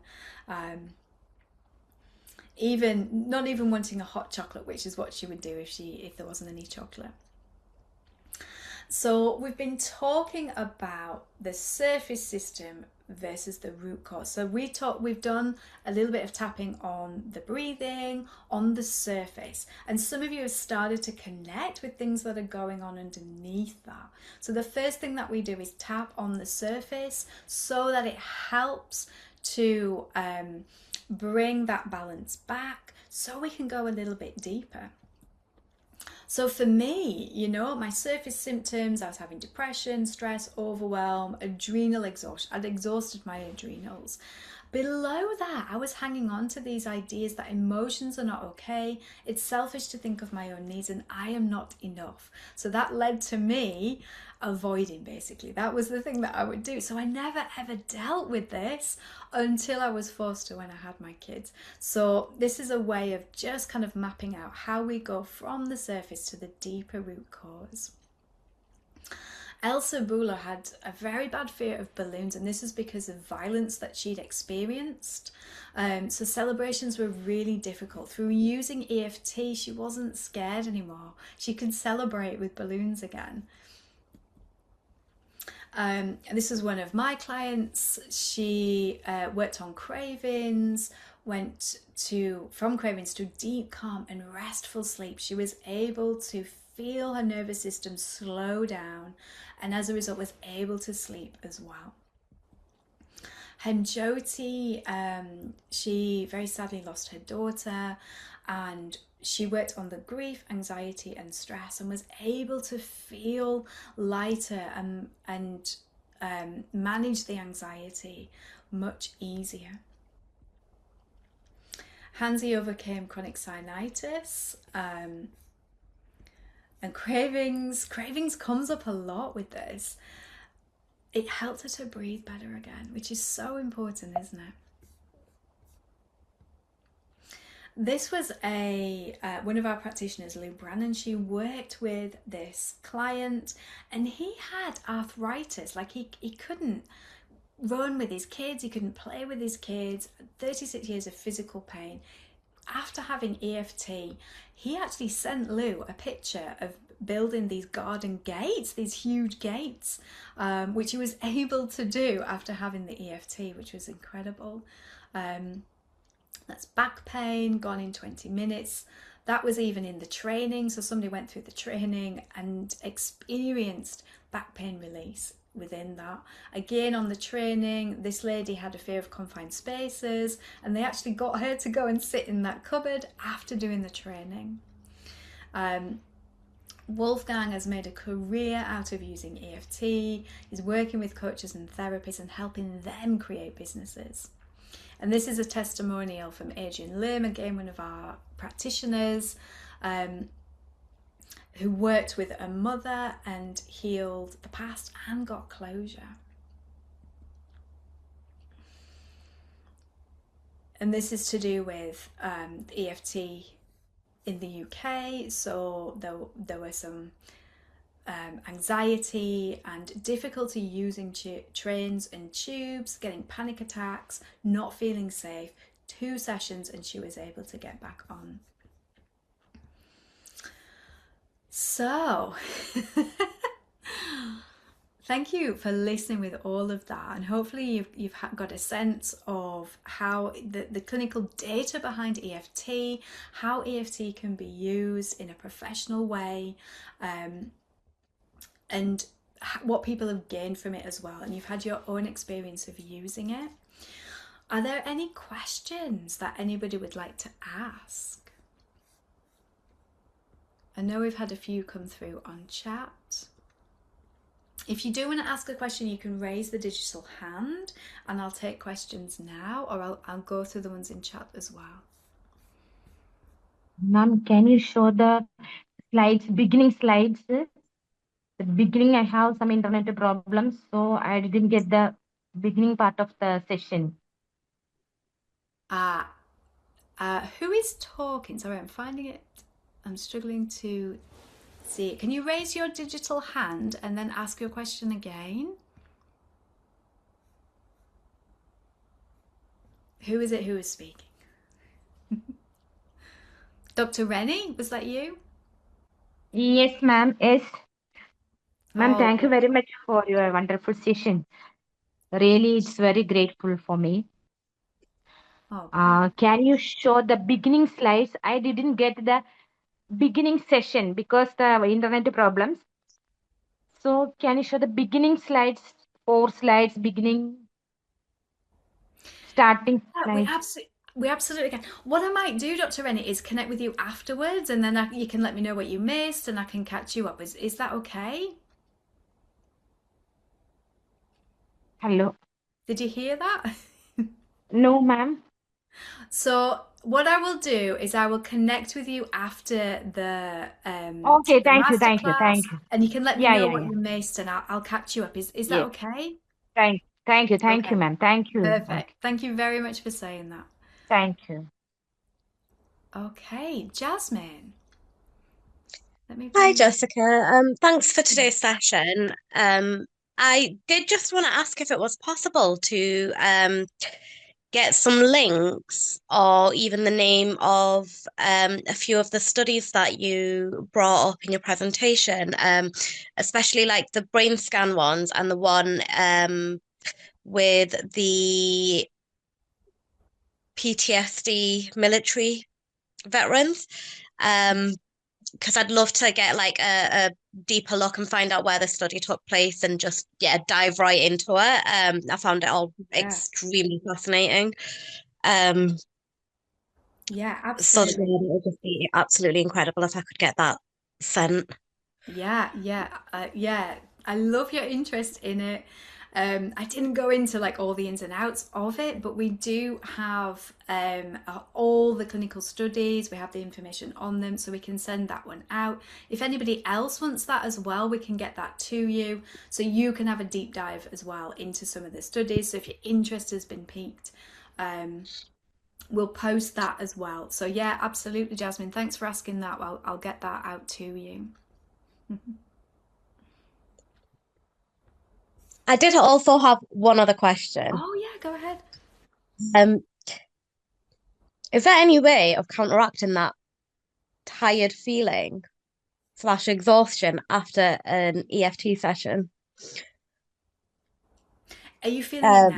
Um, I feel like I could sleep for a good few hours right now. But it's after each session I've done. Mhm. And sometimes I'm like so drained from it, but I sleep like a baby that night, so it's great, especially because I do suffer from insomnia.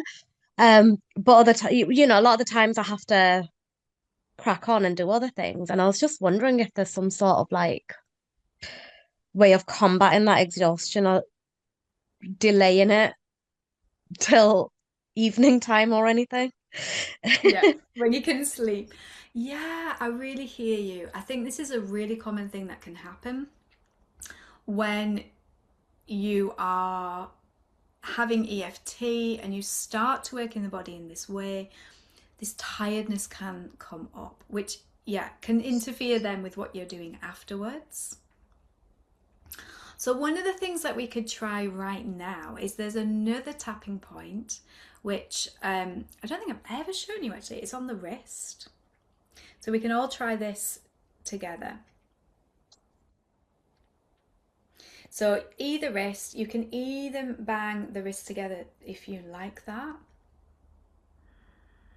But this is an energizing point.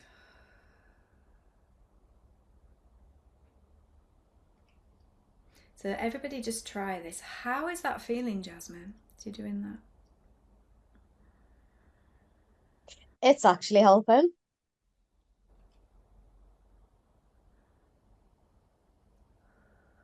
which is really weird. So sometimes it's like we've done a lot of relaxing things today. Let's say a lot of relaxing Yeah. energy flow. So sometimes it's just about, yeah, just waking it up again. So that can really help doing that on there.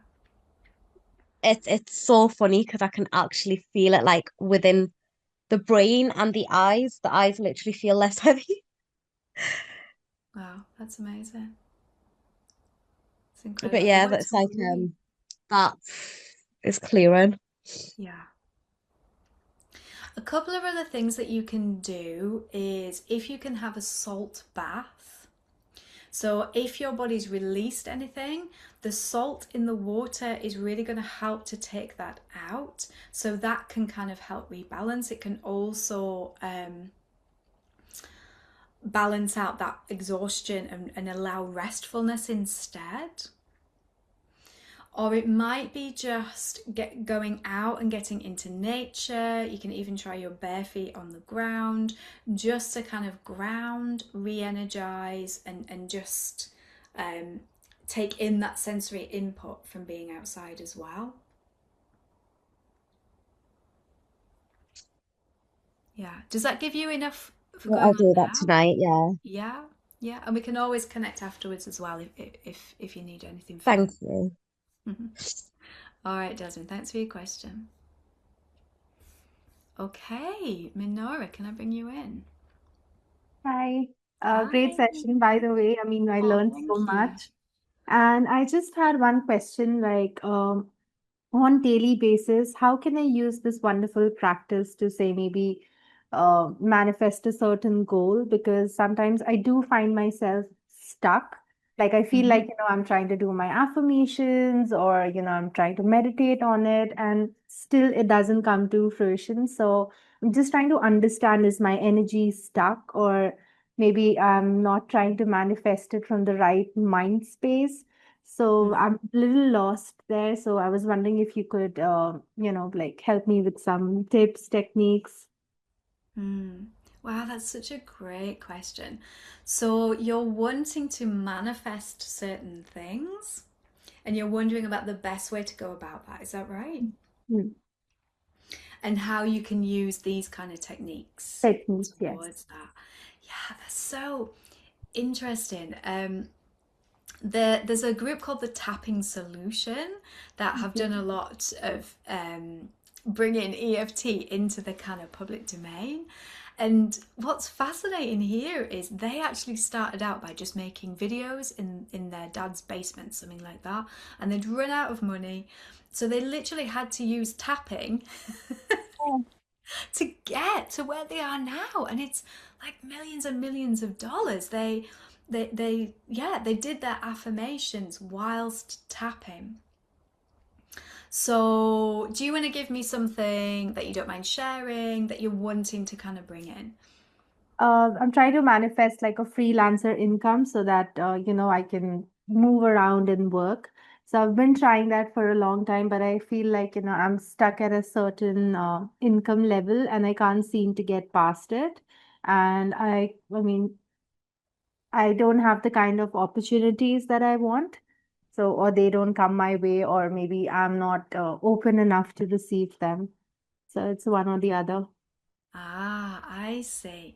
So there's two ways you could do this, I think. So there may be that there's some um there may be some beliefs kind of hanging Mm. around there that are kind of putting a ceiling on what you're allowing yourself to receive. So you Okay. could use EFT to work specifically on some of those beliefs Hmm. and Okay. how those beliefs make you feel.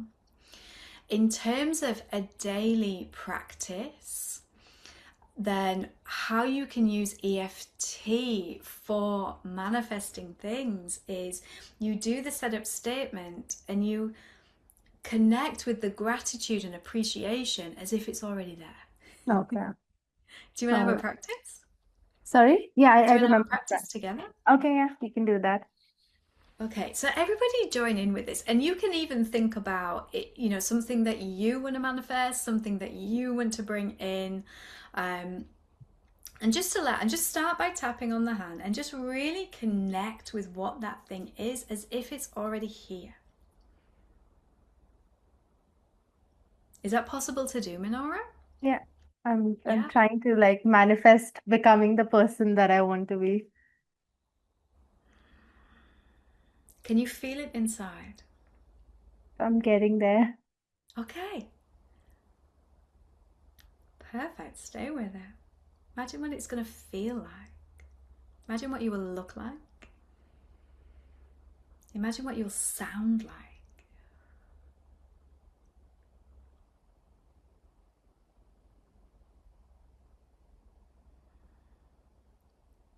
Perfect. And everybody else, just connect with what it is for you. Really connect. Imagine it's really here right now. Yeah. Okay. And we'll just tap. Are you ready? You there, Minora? Yeah. You got it? Even though I haven't always connected with the freelancing. What word did you use? Freelance, yeah, that's the one. Freelancing career. It was fine. Yeah, Freelancing freelancing career is fine. freelancing career. Thank you. I'm now open to the possibility of allowing it now. Mm. Then we're going to go to the top of the head. This freelancing career. And everybody else, you can say your thing, or you can just join in for borrowed benefits. This freelancing career. Can you say that? This freelancing career. This freelancing career, I'm so grateful I'm so grateful for this freelancing career. for this freelancing career. I'm so appreciative I'm so appreciative of all these opportunities. of all these opportunities. This freelancing career. Freelancing career.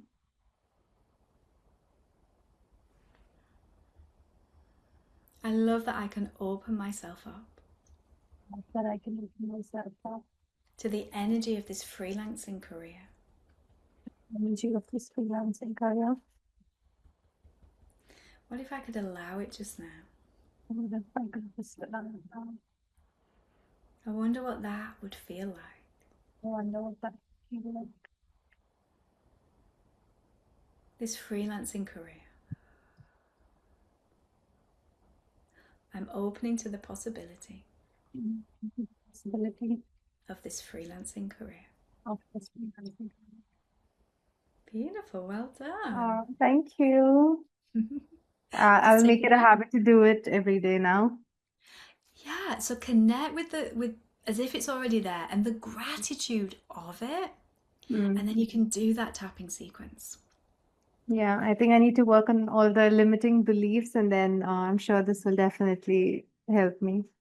That may supplement, and if you want to discuss that or go further with that, I'm going to talk in a moment about having consultation calls, complimentary consultation calls with one of us at Vitality Living College, and we can help you if something has come up like that and you want to go further. Then we will help you with that, and we'll put you in touch with the right people. All right. Thank you so much. Thank you so much, Minora. Okay, Savita, can I bring you in? Yeah, yeah. Thank you, Jessica. It's a wonderful session. I Thank just you. want to know if it works on a acute situation, acute diseases also, or only chronic situations. EFT. Great question. Do you have something specific in mind, like an acute situation? Like a acute situation, like a urine infection type of thing, or a viral fever, or some bacterial infection, like these kind of things. Mm-hmm. Yeah, so I guess I would say, so with EFT, we're not working specifically on the health label, on the condition. Where EFT comes in is we're working on the emotions that may be connected to it. So, and that remains the same whether it's acute, whether it's chronic. The emotions that come up, so like for me with my ankle, that was an acute thing, you know, and I had emotions about like, how could I be so silly to do this, and now I can't. I had the guilt around not being able to look after my children. So the emotions around that can be tapped on as surface level. The pain of what's going on, the symptoms of it can be tapped on, and then also you can see if there is a root cause with that. So it's not working specifically on the condition, but it's working on what is stored within the body that's connected to that. Does that make sense? So Yeah. rather than working on the condition and whether it's acute or chronic, we're looking at what is beneath the surface with it, what's stored underneath it. So in that sense, it applies to both chronic and acute. Does that help? Yeah. Okay, perfect. Thank you so much for your question. Was there anything else you wanted to ask? No. Thank you. Okay, thank you so much. Okay, Dr. Rennie, did you have another question?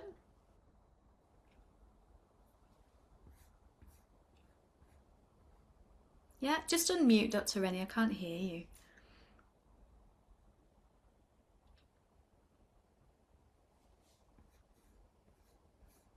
Oh, I don't seem to be able to get in touch with Dr. Rennie. We'll see if that changes. Ah. Oh, Ashita. Ashita, would you like to ask a question? Yeah, hi Jessica. Thank you for your session. And I have actually many issues. Some are emotional, some are physical. And I'm sorry, actually, I just broke down while doing. So I switched off my video. What I Absolutely. want to know is basically about the sessions. Like if I take, I'm sorry, I'll come back later. So Ashita, if you're still there, I would just tap with this. Just tap like this with me. There's no need to apologize. If emotions are coming up, there's really no need to apologize. If you're there, just tap with me. And we can all tap as well. Sometimes this happens. The stuff comes up. It's okay. It's all welcome here. Take your time, Ashita. And we can even connect offline as well if that's easier for you.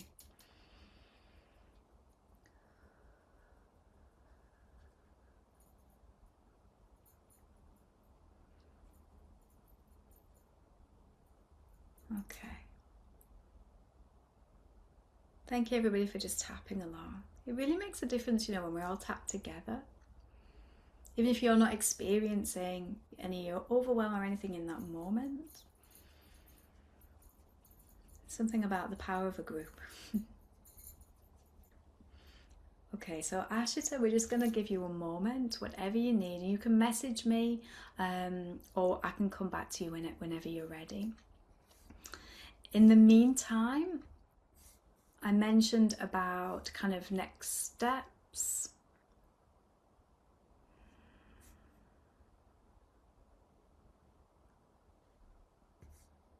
So you may be wanting to consider doing training in EFT. You might have been listening and think, yeah, that sounds really good. I can see how that would really work for me. So we have a number of opportunities. You could attend for inner transformation. You can attend emotional freedom technique with inner child matrix practitioner training,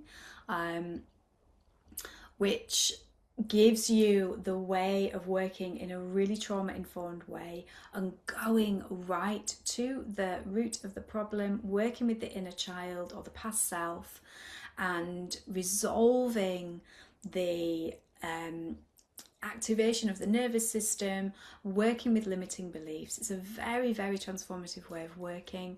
There's also the possibility of attending the EFT on its own. And the way that we do that at Vitality Living College is you get supervision, you get personal sessions, you get a mentor. So it's not like sometimes when you do EFT, you do 3 days and then that's it, you're off doing your business.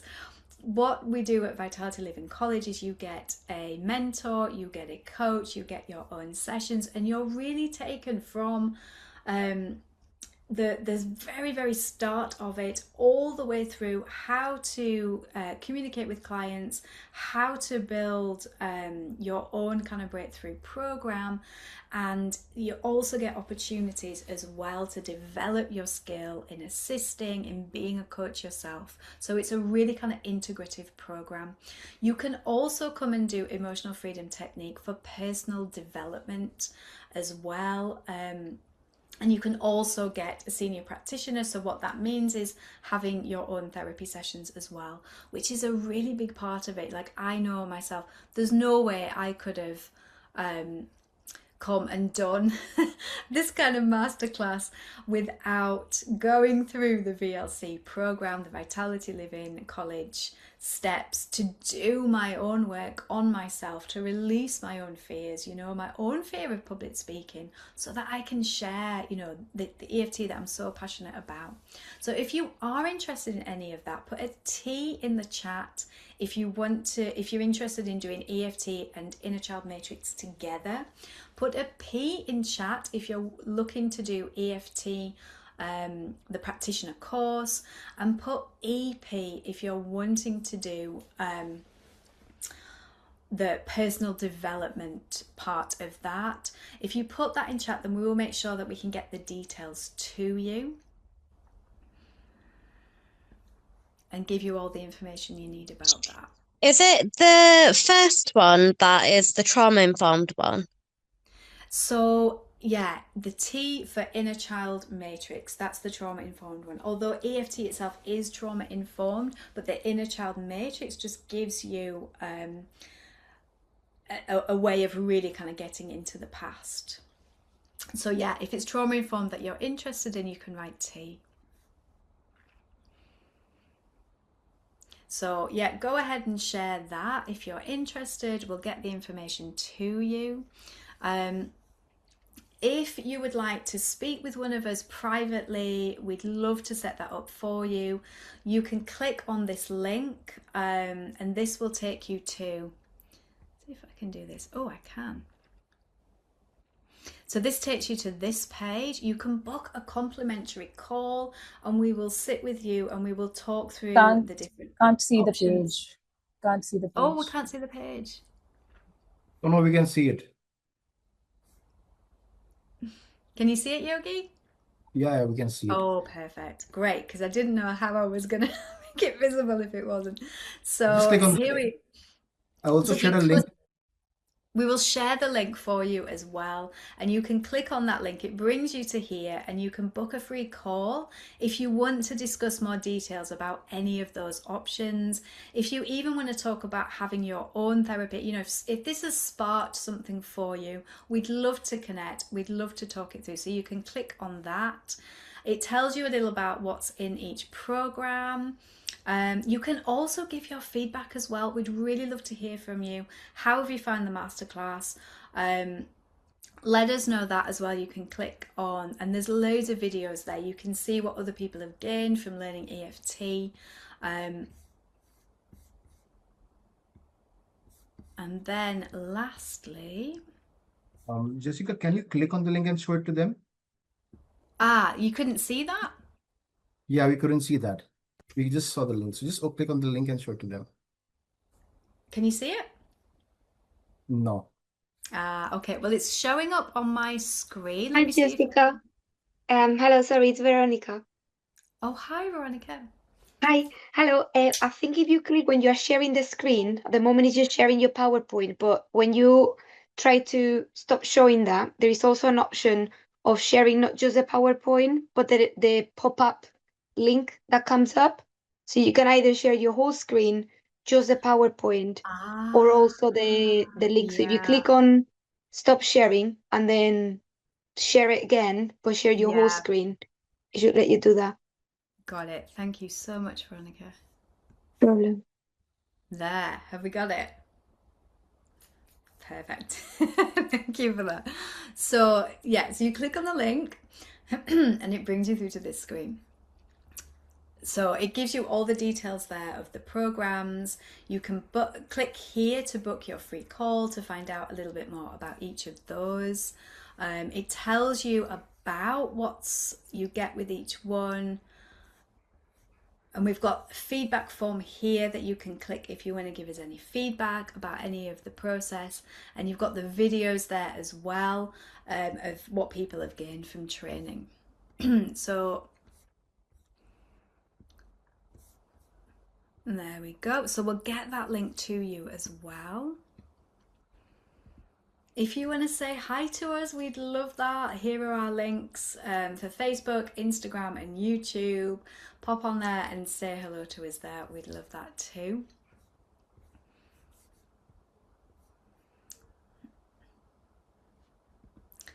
So yeah, we've covered quite a bit today. Thank you for your time, for your attention. We've looked at how stress can lead to disease and illness, how unresolved emotional upsets can lead to disease, and how suppressing emotions is harmful to health. And we've looked at how we can reverse that, how EFT is clinically proven to lower stress, anxiety, and tension.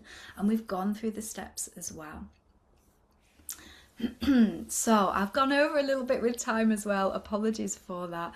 Thank you so much for being here with us today. We really appreciate your time, your presence. So we'll send out the links. If there are any more questions or anything that I haven't answered, we'll just put that in the WhatsApp group for you. So look out for that. And all that remains for me to say is thank you so much. Take care, and hopefully we'll see you all again. Lots of love, everybody.